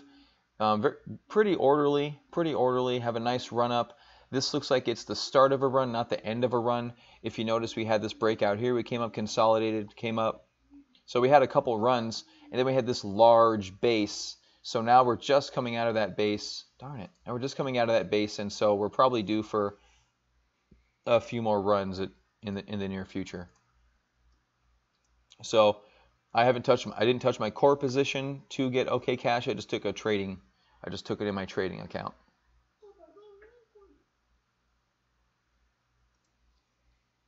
NEO and IOTA will bounce back. Yes, but from what level?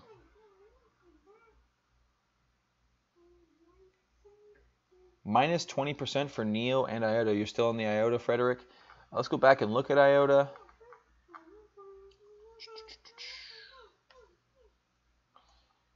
So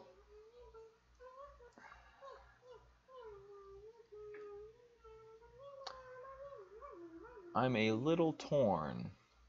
Canis, hello. So I'm a little torn in IOTA. We're getting a little bounce here. The volume's not spectacular on it. There is quite a bit of selling pressure here.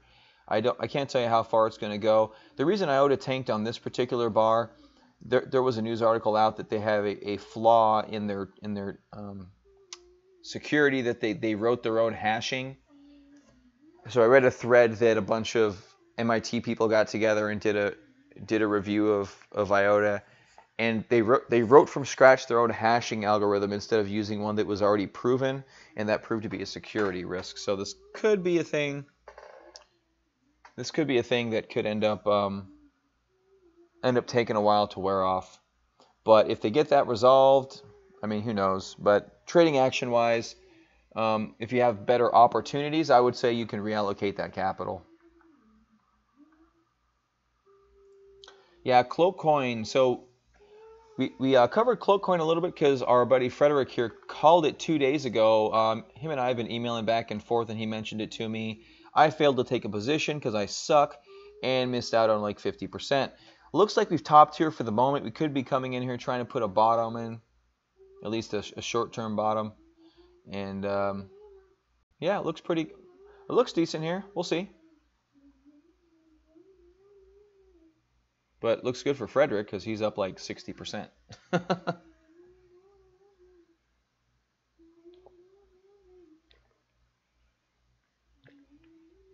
So PLS thinks the coin could be dead. I was talking about IOTA. IOTA has the negative of being in a very large market cap with not really a hugely marketed product right now. So it's a 1.5 billion market cap. It's ranked number 9, and it it's not a big network. Like it's not a thing yet. We don't have like the IOTA Enterprise Alliance. So while I do like it, I like what they're doing. I like the Tangle. I think people are mainly betting on the Tangle. That's the only reason I can think to give it this high of a valuation, especially for a recent ICO. It's been very interesting. I'm kind of torn about it. to be honest with you, I love their logo. As odd as that sounds, I love their logo. I love their website. And I think when these companies take time to do a really good website, it shows they have attention to detail. And I don't know, that's just a very small metric that I use, but I find it pretty cool. Omise Go. Let's go look. We haven't looked at Omise Go. Oh, did they patch it? Okay. Yeah, they can just use another algorithm. They can probably just pop it in there. Not mad at that. Omise Go. Go, go, go, Omise Go. Up 4%. Rising Channel. Usually not a big fan of those. Getting some volume pop to the green side. So all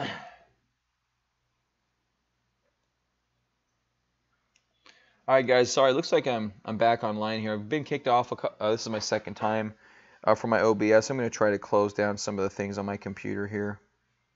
Maybe try to free up some resources. It's running a little hot.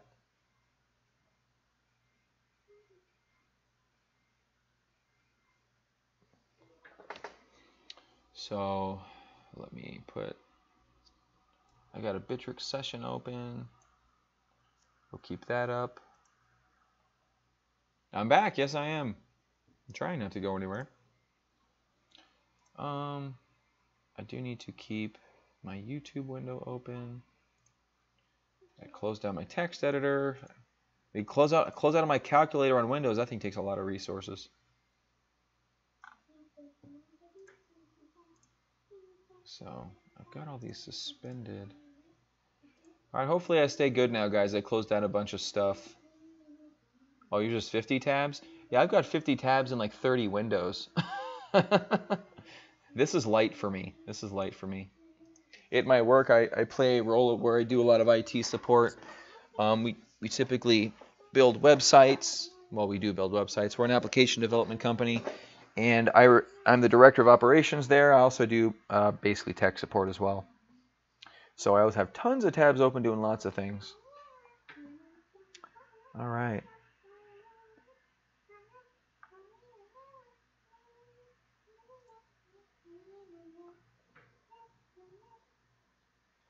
Oh, nice.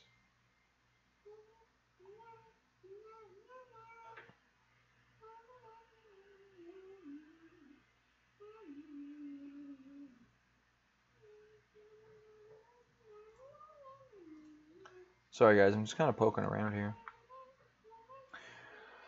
Okay.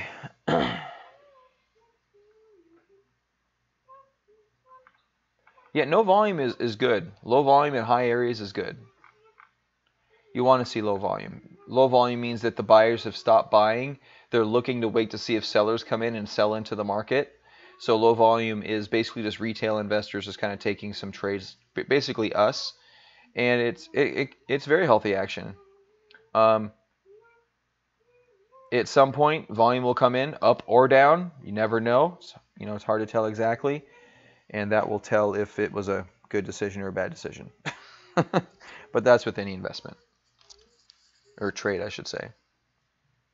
Looks like there's some market action. Things are moving here. Music's up 22%. I'm looking on the 15-minute. I really like to look granular when I'm looking at moves to see where volume's coming in. China may take control of their cryptocurrency exchange on Monday. What do you mean by their cryptocurrency exchange? You mean they're going to open their own or what? Stop loss on OK. Can maybe do down here at 38. Maybe down here at this level, at this low. I mean, that would be a good stop loss. That would be about 7%. That's not a bad stop loss. 7% isn't too bad. If you wanted to keep it tighter than that, you could try to go to this low. But I mean, it could flatten out. It could curl around. Let's see what it has done in the past.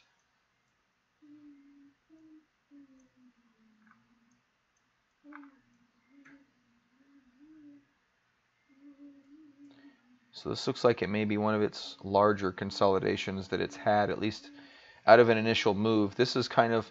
Okay, I'm going to introduce something to you guys that you may not have seen Actually, probably none of you have heard of this. Yeah, that's why I say down here, because I don't want to get washed out. At the same time, um, yeah, this is a pretty good level. I mean, I guess it could do anything. I don't know. It just looks good. I like it. I like it. I mean, I have a very small position. I may even wait for it. If it doesn't have any large selling bars, I'll give it a lot of room. Like personally, I may give it a lot of room. I'm going to give it a lot of room. I'm going to introduce you guys to the concept of bases. So this is kind of trading, in my opinion, trading 101. So a base is a level of consolidation after a run-up. Okay, this isn't really a base right here. We do have a kind of a run-up in a consolidation, but it comes down, it touches the lows, so this base is nullified. So this is a run-up, and this is a base right here. Okay, now this is what I would call a first stage base. And you have a run-up after a first stage base. We could be putting in a second stage base where we continue higher, or this could be a consolidation and a continuation pattern. But when you come out of a base like this, it is a good time to get in at the first consolidation. That is a secondary buy point. That is an entry point.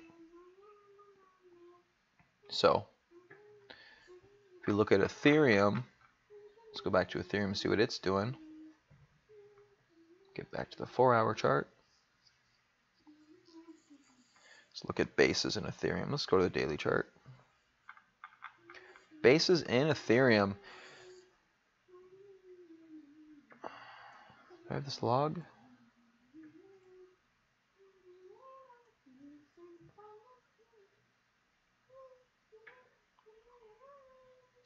Alright, anyway.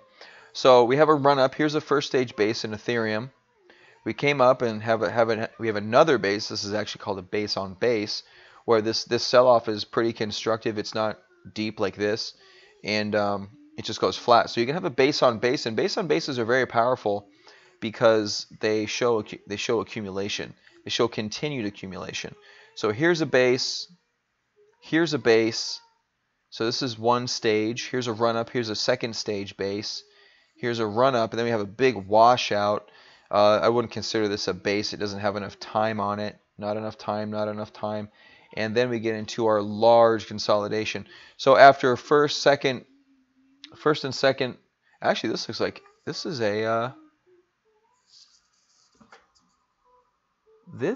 an ascending base. Interesting. So this is a third base. I won't get too deep into this. We don't see this in cryptos a lot, but this is an ascending base pattern. A consolidation, a higher consolidation that doesn't pull back into the prior consolidation, and a third consolidation that doesn't pull back into the prior consolidation, then a breakout.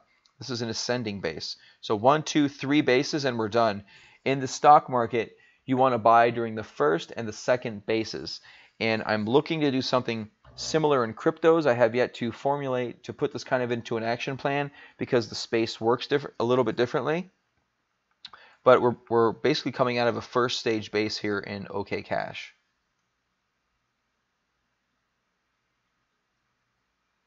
Come on. So, yeah, first stage base here in OK Cash. Well, yeah, maybe if you consider this, if you want to work on this big thing. Oh, working on a second stage base? We'll see. We'll see if it's working on a second stage base or if it's just an intermediate term pause. It could be either. So a second stage base would be longer. Like this would be a second stage base. We would expect it to do something like this. Or maybe it forms a cup with handle. Like this would be a second stage base. But the way I'm looking at it now, I kind of think it's a pause. I think it's a pause, and I think we end up continuing higher. So a base is a long consolidation, right? This is a base. It's a long consolidation. So this is a pause. This is a pause. This is a base. A base is kind of a reset, and you can have 2 or 3 resets before you start to get really frothy, and before you start to maybe get into some large downturns, like we saw with Ethereum. That's what I was trying to show you there. After the third base in Ethereum is when we saw that large pullback. We saw this large reset. You're only going to get so much money out of an asset before it starts to reset and pull back. And so here's one base, here's two base, and here's an ascending base, and then you have a then it just pops up. And then you're done. And then you're done. It's not that after the third base it's always done, because like you look at Apple's, I think they had a fourth and a fifth stage base before that was finally done. So here, you know what? I will dive you guys into the stock world here. Let me open up my actual stock platform. I want to show you like what really good some really good things look like. I have not looked at Civic. Let's look at Civic. Why not?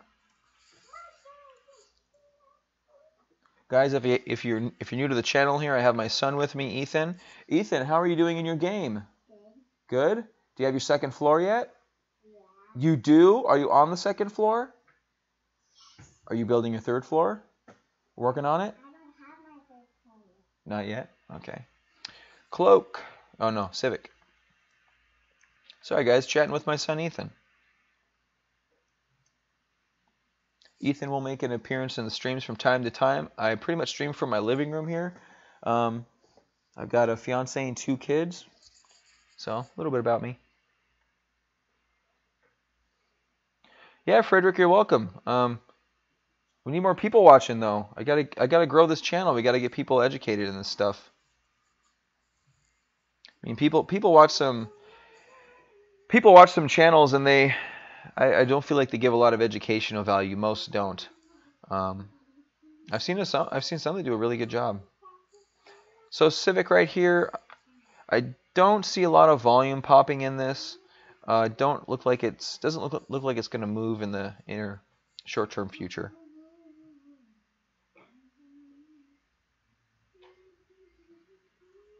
Thank you, sir. I'm going to X out of Civic here. Well, thank you very much. We're trying to grow the channel. I've been out a month as of tomorrow, and I'm trying to get to 1,000. I don't think it's going to happen though. I'm trying to get. I've got 916 right now. I'm trying to get some more. So yeah, if you guys want to, post the channel around. I would appreciate it. Yeah, I'm going to build a website for everybody too. We'll have a nice place to consolidate our ideas. I'm envisioning a bulletin board where you guys can post your ideas, where you guys can post your things and look for feedback from other traders.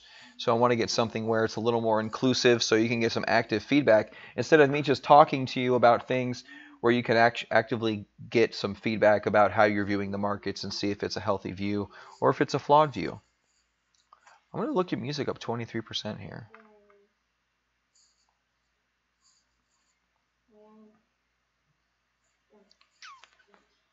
Yeah, Cloak could be.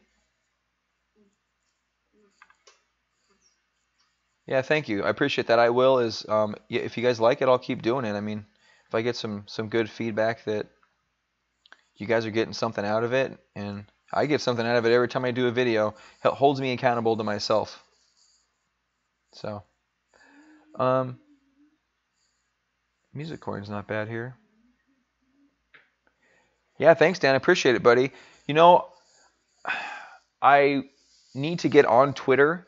It's a lot with my schedule. It's really a lot with my schedule, but yeah, I need to do it. I know that's a good way to keep in touch with people as well. And I need to do it. I just need to do it. Cloak coin consolidating. Yeah, sitting at 65% up, not bad. Looking at the 2-hour chart here. Just consolidating. Very healthy action. Bases. Looking for bases. I like that. I like that. Let's go daily. I don't know how old Cloak coin is, but let's go daily. So this is a base in Cloak coin right here. This is a nice base. Nice run up from that base too. Like if you bought this this is a good buy right here, right where my cursor is. Up 230%. That's pretty fantastic. So this is a large base. This I would call a cup base. If you count these tops up here. So here, I'll get out of candlesticks. I'll go to bars. So let's look at the bar chart. In a bar chart, this is actually a large cup base. It's kind of narrow and kind of deep. I'd like to see it wider. Maybe out here, but you know, you can't always get what you want. But it could be doing a cup with handle, maybe for a much higher push. Much higher push. That is a possibility. Here's a low-level base, a very low-level base. More of a consolidation, but this is definitely a base with this large run-up. Typically bases in the stock market, I would say you have, well, that's a 200% run-up. It ran up here, 185%. Maybe if this breaks out of all time, we get another run-up of 150% or so. Could be. Yeah, great place to get in. Look at that volume. If this does a cup and ends up with a handle, then, you know, much higher prices. I've seen these things cup out and not handle and fly out. Actually, IOTA did that. If you go back to my first videos, I talked about, I think I got in right here on this red bar. That's where I got in. I got it right here near this red bar because I'm looking for a handle. This thing never really handled though. It just cupped and kept going. So that can happen as well.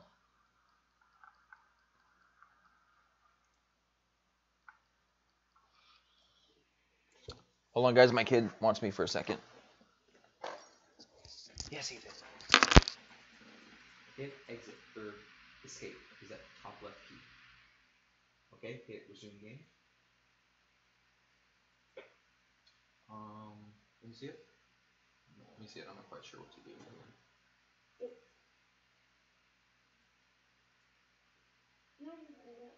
Oh, close shop. There we go. All right. All right, guys. I'll be back. I'm going to take a bathroom break. I'm not going to get in Cloak Coin here. It's too high.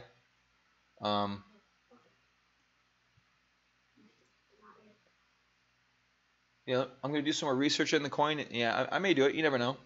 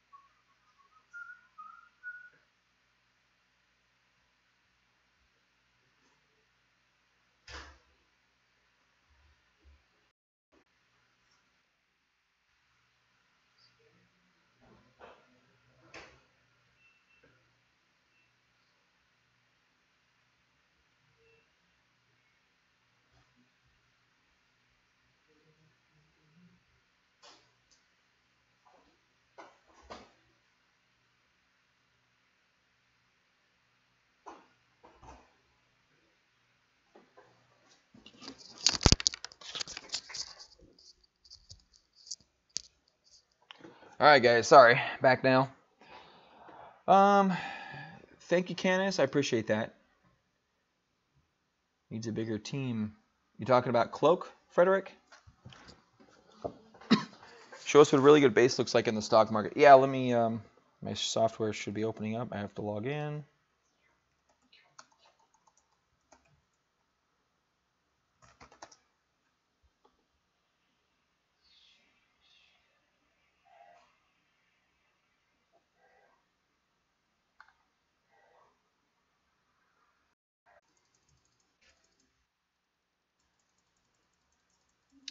All right, guys, I'm sorry about that.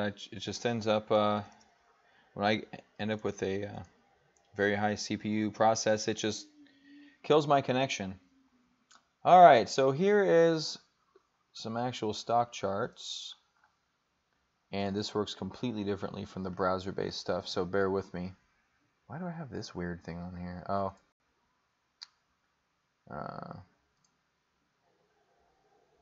Studies, get out of there. Okie dokie. Actually, OLED here has a really nice base. You guys still with me?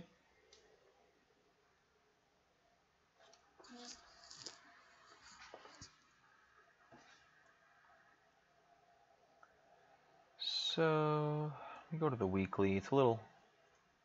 Let's get to see more history on the weekly. What's the leader these days? Facebook. There's a nice cup with handle.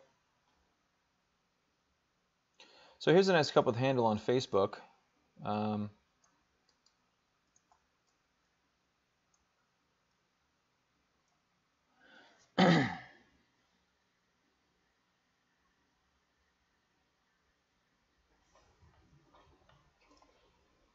Can I assign it priority? Can I do that? I didn't know I could do that. Can I do that? Resource value. Create dump file. Properties. Can I do that? Can I didn't know I could do that. Is that a thing?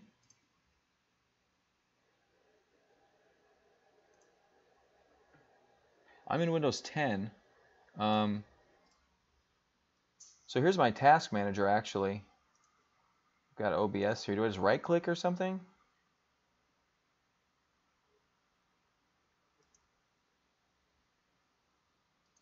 Sorry guys, this is, if I can get this and keep this up going, then maybe in here, services? No.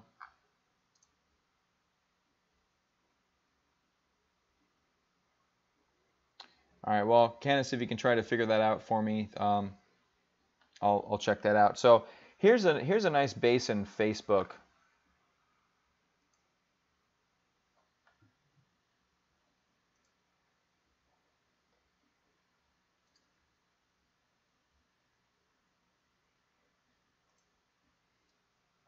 Okay, sorry, I'll get back to this. You guys want me to do this? 8 billion Chrome windows.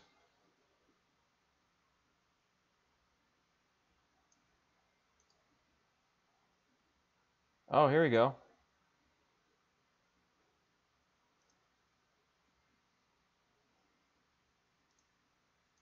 So I don't know what real time means. I'll do high. Okay, I actually never knew I could.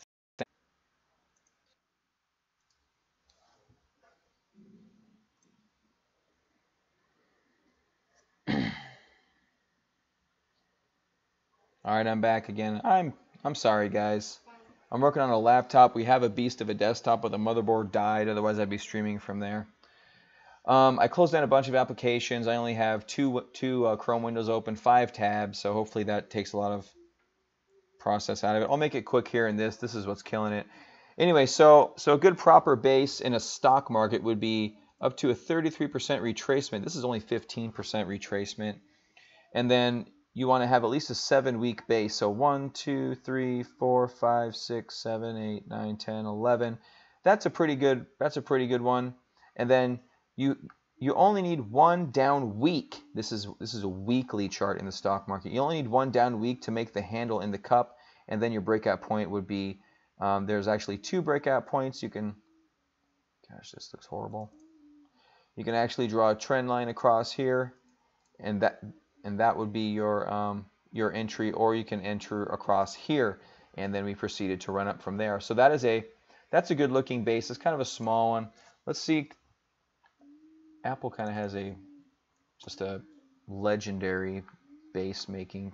Here's a cup with handle out of Apple. Cup handle. Yep, still valid. It's a little low, but it's still valid.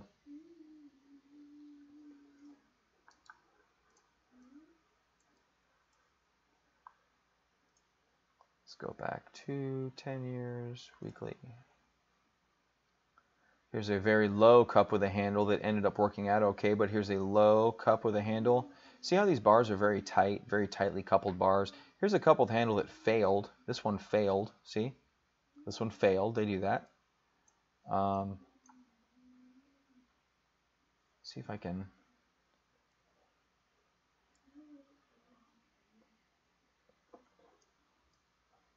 So see if there's anything currently. PKG is one that has some really good bases. Here's a larger downtrend base. PKG had a nice. They have something called I can't zoom.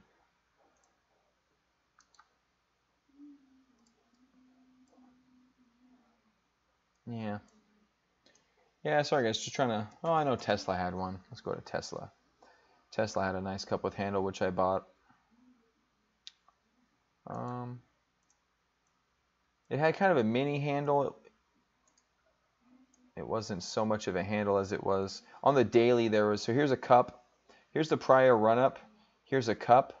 There's a handle in here for a couple of days, but it didn't really last too long before it broke out. There's too much momentum in Tesla at this moment in time. So there's a lot of noise happening here. There's a lot of choppy action. I don't trade during any of this. I should have bought there. I didn't. But either way, I caught this breakout up here. Made a really nice run up to here. And because I traded it with options, I ended up making like 90% on like a 30% move. Yeah, 30% move, 90% on the option was pretty good. I'm going to close this out. It's just tax on my system. Navcoin. I don't think I have talked about Navcoin, although I know where they got their logo. But maybe, I think it was the last live stream. Guys, was it the last live stream that I talked about Nav and I know where they got their logo? You talk about Navcoin? This one, right? One of these?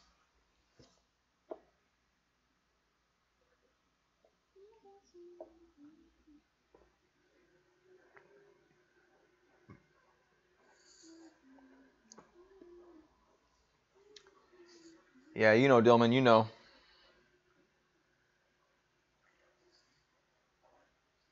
Man, I can see the dips in my viewership when my stream dies.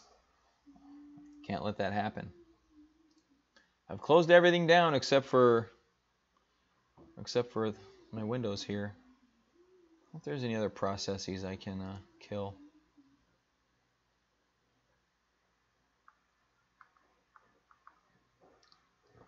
Okay, is that you, Andrew? Okay, yeah, Navcoin. Okay, let's look at that. I don't think I have looked at Navcoin today.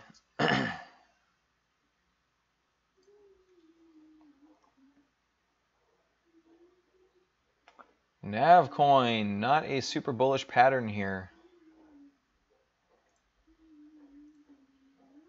So we do have a nice run up.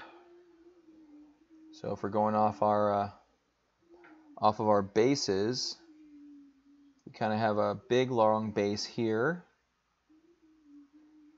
and then just a series of run ups. Maybe this is a bigger, maybe this is a base here, has a little bit of a longer time frame. This could be a third base, and the fourth base here failed. See this, it was trying to base out here, this failed. We're sitting down here. It's kind of like this, I think, would be the bottom. Maybe right here at about 120 would probably be the bottom. IRS is trying to denial of service me. Oh, I'm in trouble.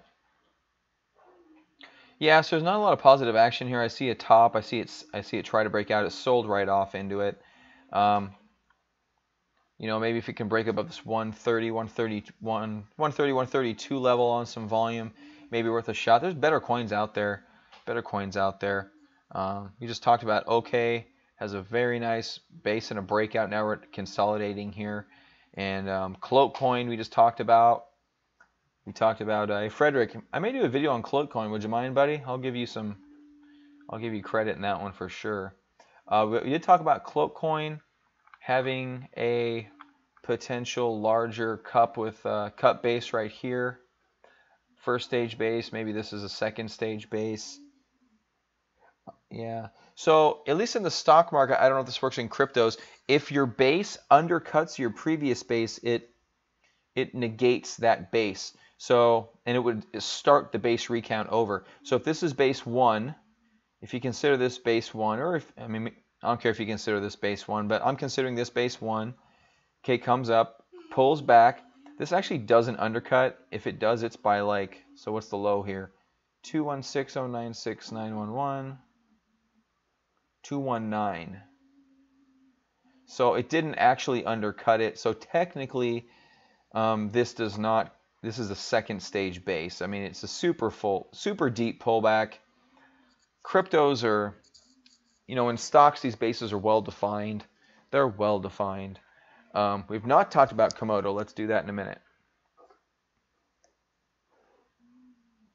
Buy and sell walls to help make a decision before making a position.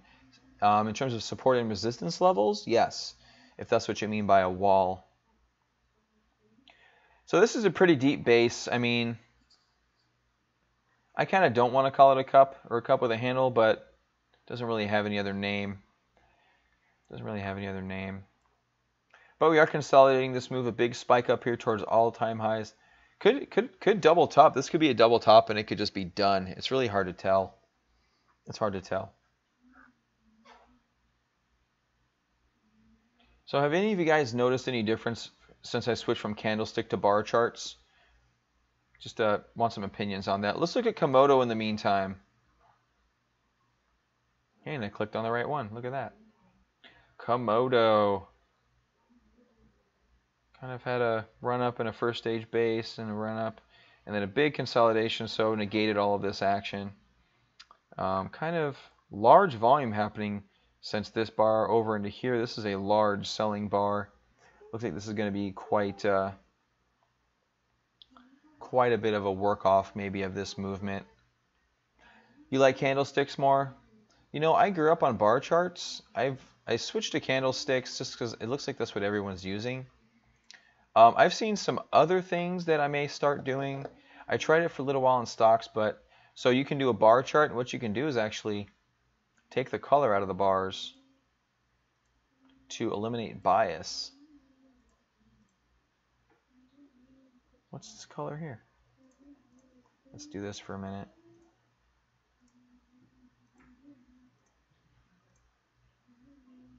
Yeah, it still looks a little weird. So you can do this to eliminate bias in the charts. It's preferential. It's preferential. Another thing is if you candlesticks have a whole charting system behind them. Like I mentioned, a hammer, that's a candle. That's a candle pattern, a hammer. You don't really have hammers in bars. You just have what's the term for it? There's like it's topping, not a topping bar. It's a I'll say closing at the highs, like this bar right here. Like this bar right here. I forget the name of it. I'll try to remember. But yeah, it's really preference. You know, I saw a guy that was trading Forex the other day that just has these solid color candles, these solid color bars, just so he doesn't get a red or green bias into his trading. You can also he also had his volume. I'm not going to do the volume, but you know.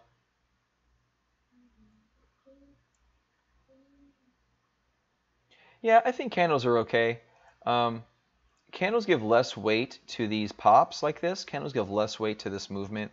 So I feel it, you know, I'm still debating. I go back and forth. Sometimes I do. I've been sticking with candles more often or not because I really don't care. I mean, I draw trend lines off of the tops of candles as well as the bottom of candles. It's not a huge issue. Oh, did that just change it for bars? Well, that's interesting. Cool. So, like here you can see a topping action a little bit more clearly. I don't know. That's what it is. All right, let's go through the charts here.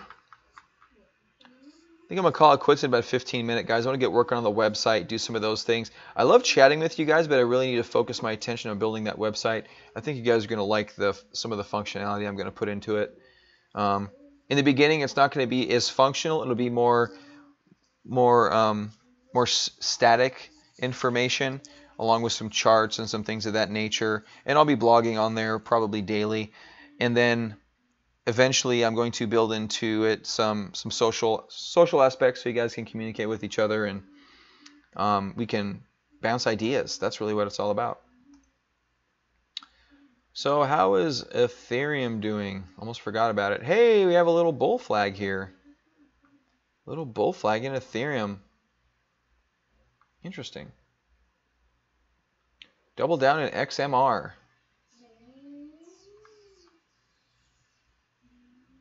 Oh, there it is.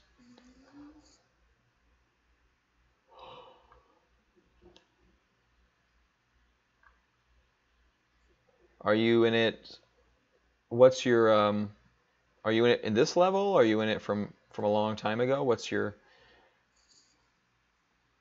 Yeah, XMR had this nice breakout.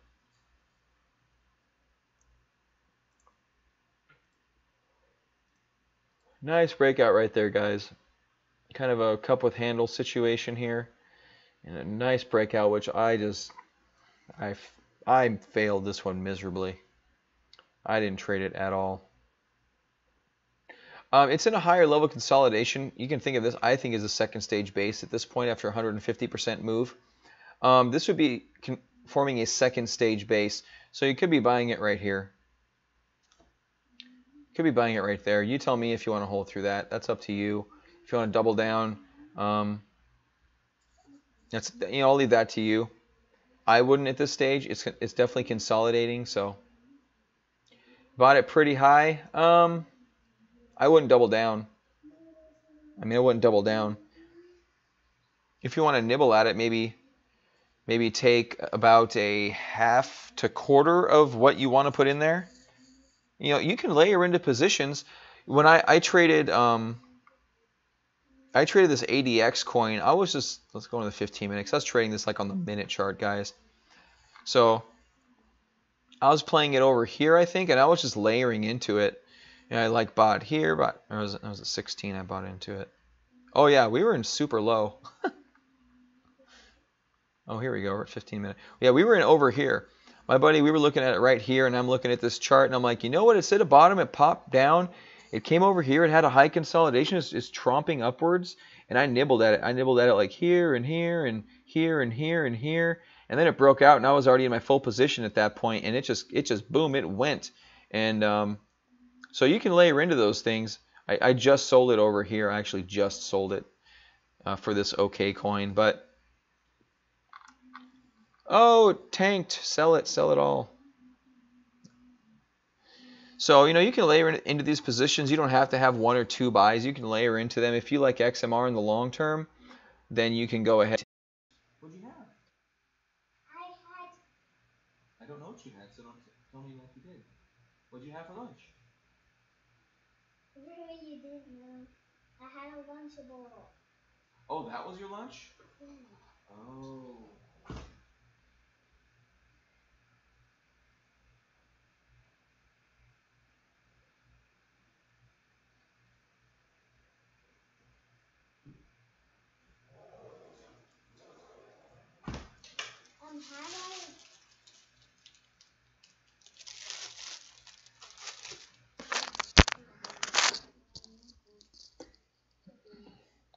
Sorry about that, guys. Am I back? The stream is continuing. Okay, stream resumed. Yeah, sorry, I'm not sure. My system doesn't seem like it's doing too well here. Monero, yeah, I wouldn't add to my position here personally. Let's go through some charts. Bitcoin, we're sitting here on this low, kind of Hing out here. We talked about H earlier. H's are negative. Bitcoin Cash. We haven't looked at Bitcoin Cash yet. We haven't really done a big thing. Let's go to the 4-hour chart. Let's get a little bit of perspective. Oh man, sitting at these lows, this is not good action. It's not even really popping. It's just sitting down here. So we were hoping it was going to pop up here before we got the China banning ICOs, but that didn't happen. Ripple sitting down here at lows with a little descending wedge, which is bearish. Oh, Numer, I don't know. That's a bearish pattern. That looks like it's going to come down here and test these lows. Litecoin. I'm going to go through these guys. Flattening out. Really not even a pop. You see how this bottom at least had a big pop? This one doesn't even have that. It's just no one wants to buy it. Or anything. Ethereum, all these have the same pattern. Dash, look at this flat. So this is the inverse of the other one. It has the flag going the other direction. Right? That's going to lead to lower prices, it looks like. NEM still looks kind of flatlining, not doing much. Stratus, I have Stratus in here. IOTA, I want to love IOTA. XMR, kind of the same thing. We have the same flag pattern forming on a lot of these coins. NEO's breaking down from that flag pattern. or at least looks like it may. Ethereum Classic. Nope. Omisego. Look at that, bucking the trend. Going up right here. Whether it rolls over is a different issue, but bucking the trend, living above these moving averages. Qtum. Oops. Qtum popping here, kind of living in a bit of a higher level. Not looking too bad, not loving it, but not looking too bad. Lisk. Lisk is, ooh, edging higher. Look at this. Look at this. This is nice. If Lisk breaks out, you can put some money to work here. This is where you can put some money to work, right here. This is not bad. We'll come back to Lisk. Remind me if I don't. Remind me about Lisk. I'm going long on my stream again, guys. You know how I do. Gotta love the charts. Stratus. Flatline. Someone asked about Stratus a minute ago. I knew we'd get to it. Not doing much here. Not any supportive action. Although we are sitting here above this this long-term level, which is just chopping right around. But we'll see what happens with it. Volume needs to come in one direction or another to give some direction. So Zcash. Zcash has a rising channel that looks like it's broken out of. Oh, look, an H. Another H. Another H. Let's duplicate this. Looks like we could have a duplicated channel line bar thingamajob. Right there.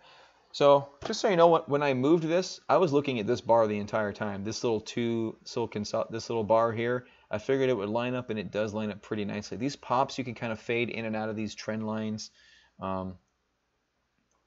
So there you go. See, this popped above the trend line, failed, popped above the trend line, failed, and then came down and is wanting to live below this trend line, which is negative on Zcash. Strat being added to Binance soon. Do they have a lot of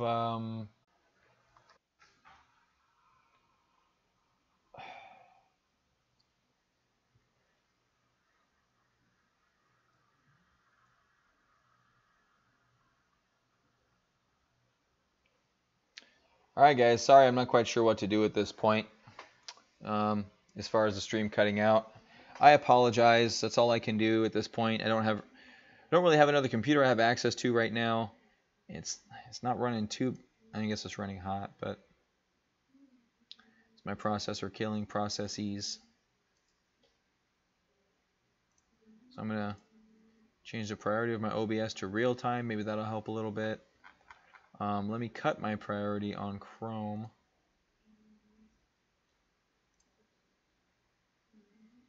No, I'm not going to do that. I'll forget it. Okay, guys. I'm back again. Okay, so we're on EOS here. We talked about EOS and how horrible it's looking. It's just looking bad. Breaking down from this descending channel here. Sitting at the lows, not doing anything. Pay was looking interesting for a minute there, and then they decided to not. So it's just kind of floundering about. BTS, BitShares. I don't know much about BitShares. I don't know much about BitShares. Yeah, sitting at lows, I'm not into it. Oh, so I heard an interesting rumor about Omisego. If you guys haven't, I was looking at it last night. Apparently, they're having meetings with Google. I don't know what for or in what capacity, but they've been having several meetings with Google. So I think a lot of people are just accumulating it just based on that information. The CEO of Omisego, I think it was a CEO, he was on Twitter and he posted a picture of him him in the Google offices with some Google employees. And yeah, so that could be a thing. That's probably why Omisego is running, because I think it's the best coin out there. I need to put more money in Omisego, speaking of which. All right, so storage. I've got storage here. A dump on Omisego? No, I don't think so. The charts don't support that. MCO, Monaco, we talked about it, just chilling.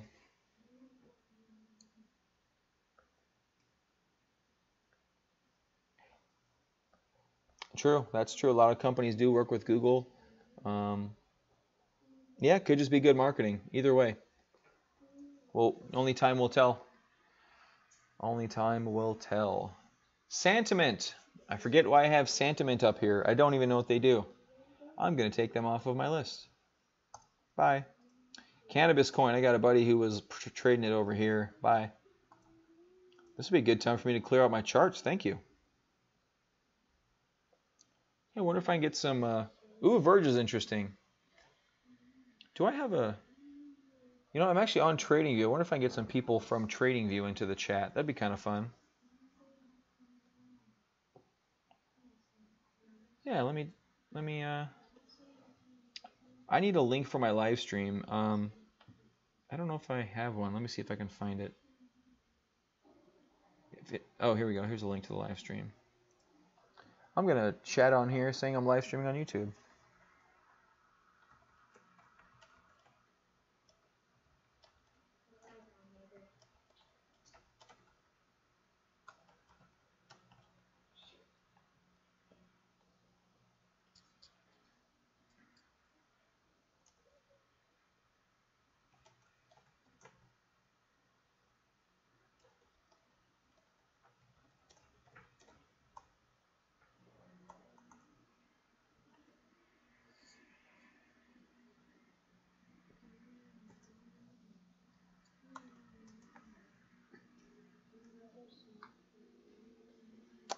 Okay, just thought about that. That's kind of fun. Hopefully they come up here.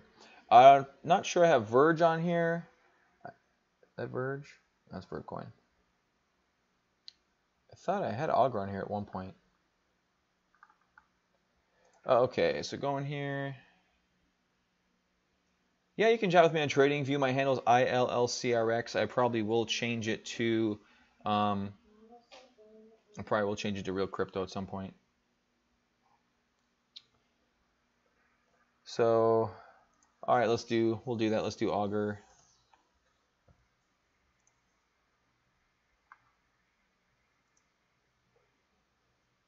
Well, looks like the chart didn't change. So, yeah, not doing anything here. I'm not super interested. Robert, Stefan, hello. Are you from TradingView? I just posted that link on there.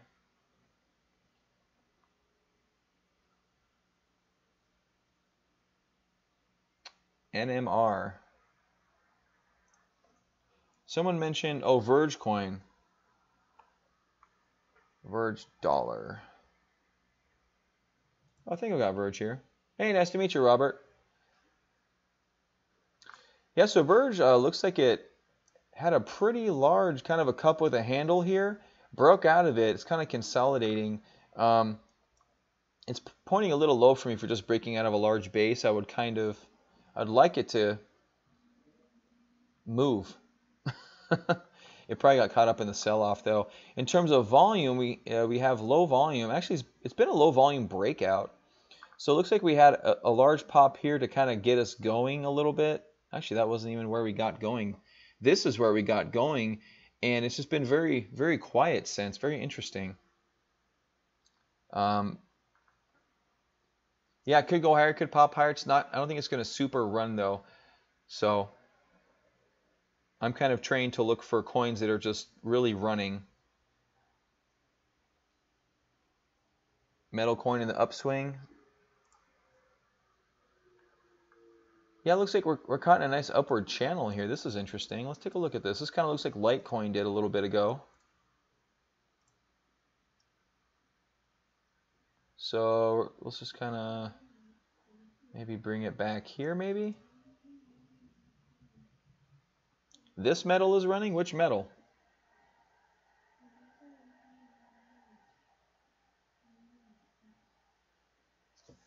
Added to Binance and hit Bitcoin. Interesting. But yeah, you know what? If you want to play Verge for those pops, that may not be a bad.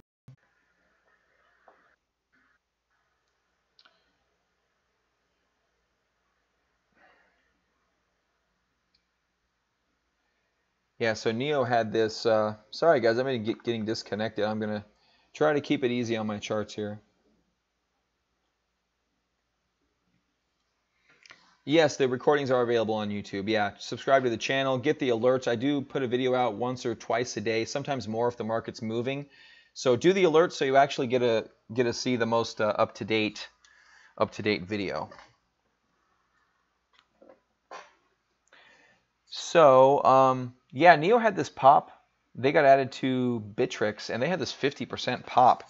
So maybe Verge gets a similar pop. It's hard to tell.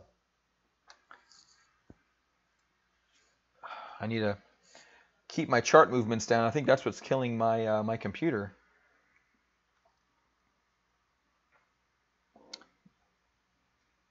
NMR. Which one's that one? Do I have that one? Nope. Oh, Numere. Someone did mention Numere earlier. Sorry about that. Hey, there you go. There's a little bit of action. That's large volume bar during the last 4-hour period. Let's go in a little further to see what's going on. Numeraire. My apologies. Yeah, some good volume action happening right here. Look at the volume. Volume on the downside, volume on the upside.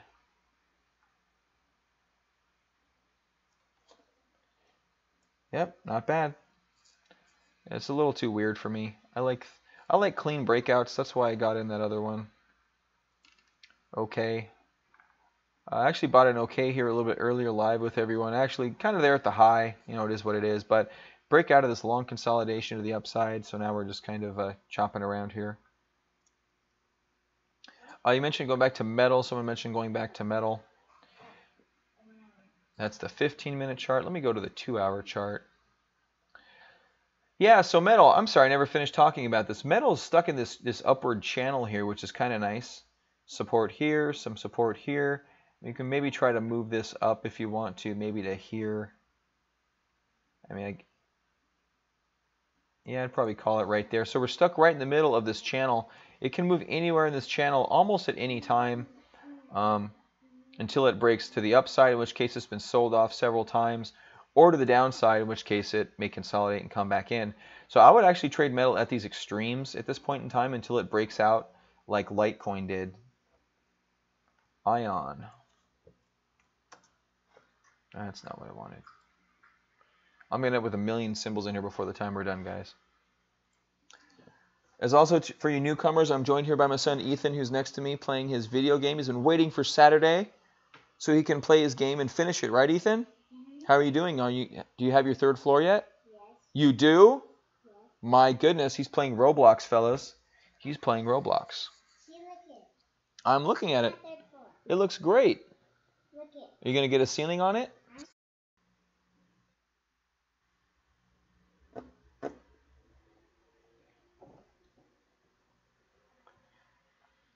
My apologies, guys. Yeah, I don't know. When I try to load a new coin, it just kills my system here. Maybe my laptop's getting too old. Sorry about that.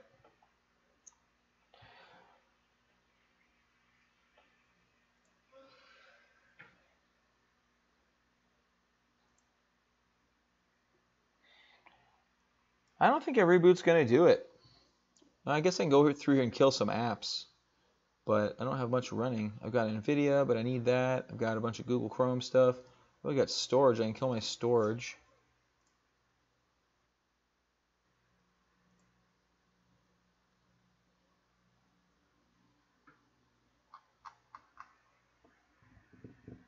Ion Bitcoin.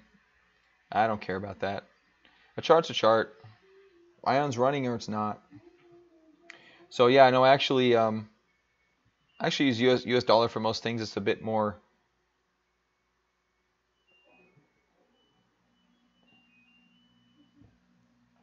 Yeah, Dillman, I like the live streams too.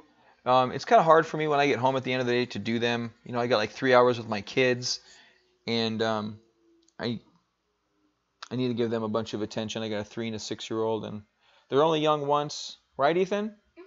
How many times are you going to be 6? How many times? How many times do you think you're going to be 6? I don't know. How many times have you been 5? Okay. 1 year? 1 year. 1 time. You're going to be 5 1 time. You're going to be 6 1 time. Cloak breaking down.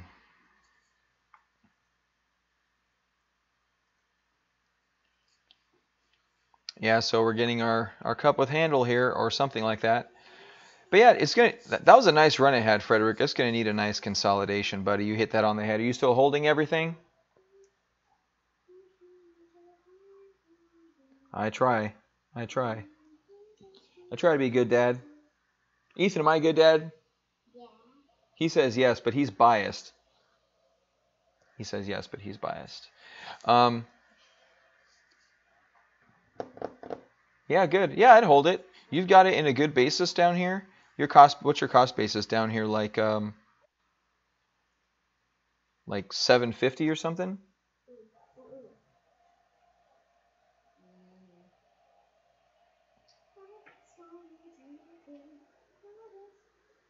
Hey, Daddy, I'm gonna save a lot of money. You're gonna save a lot of money? What are you gonna get? I'm just gonna run around for a little bit. Do it. Yeah.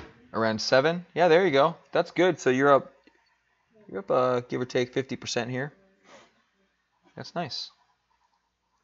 Definitely on 50%. That's good.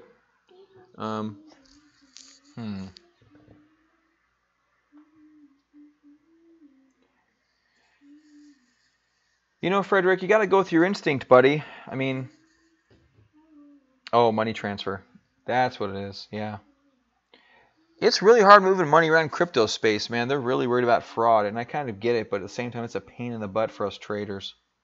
It's horrible. Yeah, for those of you watching here, if you haven't yet, please subscribe to the channel and do the alerts so you get the updates when I do my updates. That'll also get you the in on when I'm going to do my next live streams. I will probably try to schedule them. So, just FYI.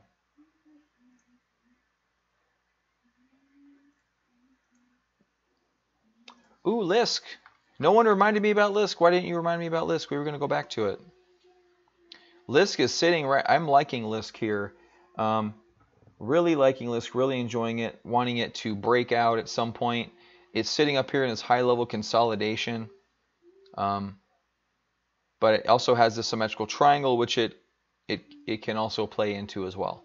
So we'll just kind of have to wait and see if it's going to continue from here, if it's going to consolidate a little more. But overall, it's really nice. I mean, it's really nice.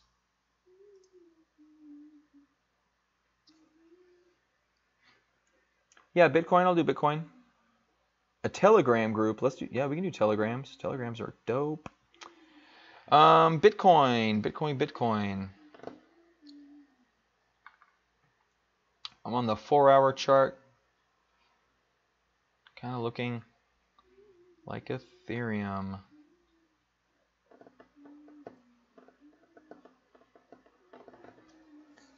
Yeah, let's come back to Lisk and just do some fun. Let's do some fun stuff with Lisk, because Lisk is kind of like Ethereum, right? So, at least I believe it is. Please correct me if I'm wrong, but I think Lisk is a platform done with JavaScript, and JavaScript is really blowing up in the programming community. Has been and will continue to be for the foreseeable future. So that could be a big winner. That could be a big winner. So Bitcoin, we're seeing the good thing here is we're seeing some pops to the upside here. We're seeing some tails on these bars and on the candlesticks. We are living below this moving average. I won't call this I really wouldn't call this a head and shoulders. That's what I'm thinking of. Ooh, you know what it may be though is a double head and shoulders. But double head and shoulders requires 2 heads. Technically requires 2 heads. So, yeah, there's head and shoulders, there's triple head and shoulders, there's all kinds of crazy weird stuff. I'm not making this stuff either. Go look at it. Okay, so go away. Go away.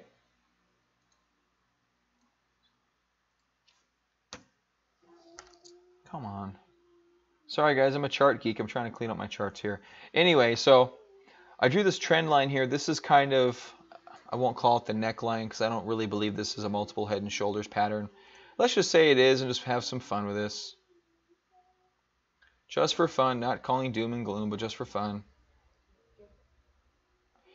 Say we chop up here a little bit, and then maybe we collapse in. So right here, 3167, which would kind of bring us down to this breakout, near this breakout area. We'll see what happens. I just drew this to drew it. My computer's laggy again. If I cut out, guys, I'm sorry. I'm just going to let this rest. Yeah.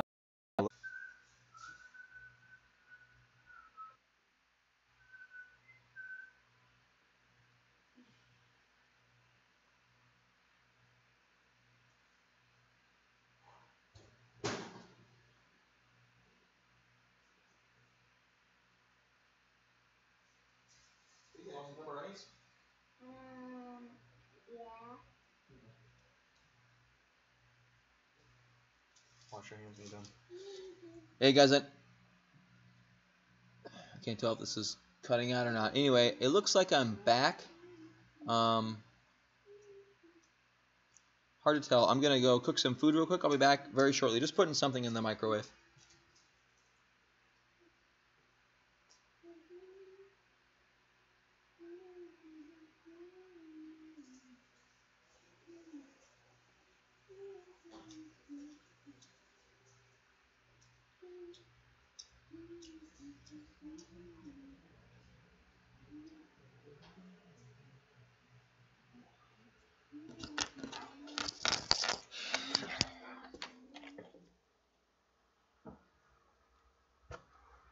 All right, guys, am I back? Am I live here? Looks like I'm live.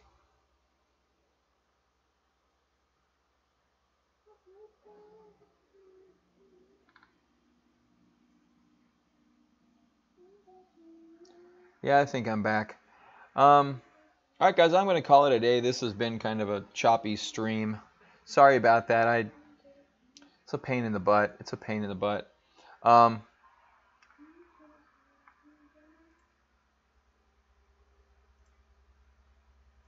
So I got a direct from Law 440. I think you're still in the chat there, Law. I think you were commenting in the chat.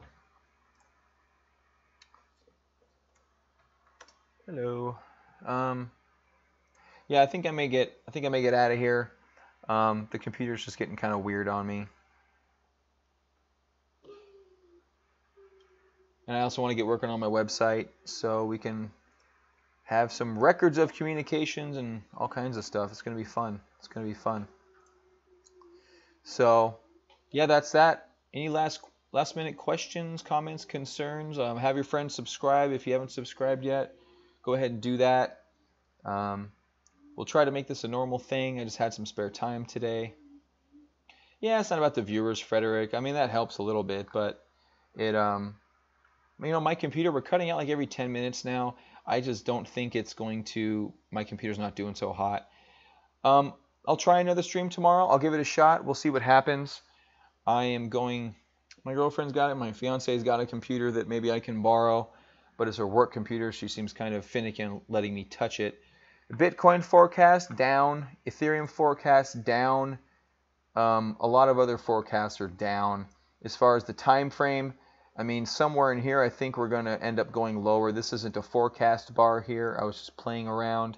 So, but Ethereum, I'm going to end where I started here on Ethereum. I think this could happen. I think there's a fundamental reason for it. We have the technical, which is calling for it. It's not me. I guess it's an opinion, but this is the chart. It's a cup with handle. The pattern projects a number. That's the number. It's not my opinion. It's what the chart's telling me. So, all right, guys. I'll talk to you next time. I'll try to do a live stream tomorrow, maybe for an hour or so. I'm going to let my computer rest, probably shut it off and let it cool down. Then I'll work on that website. Yeah, there you go. Have a good day, guys. Thank you very much. I appreciate your watching, your comments. I appreciate everything. And we will see you next time. Now, how do I stop this?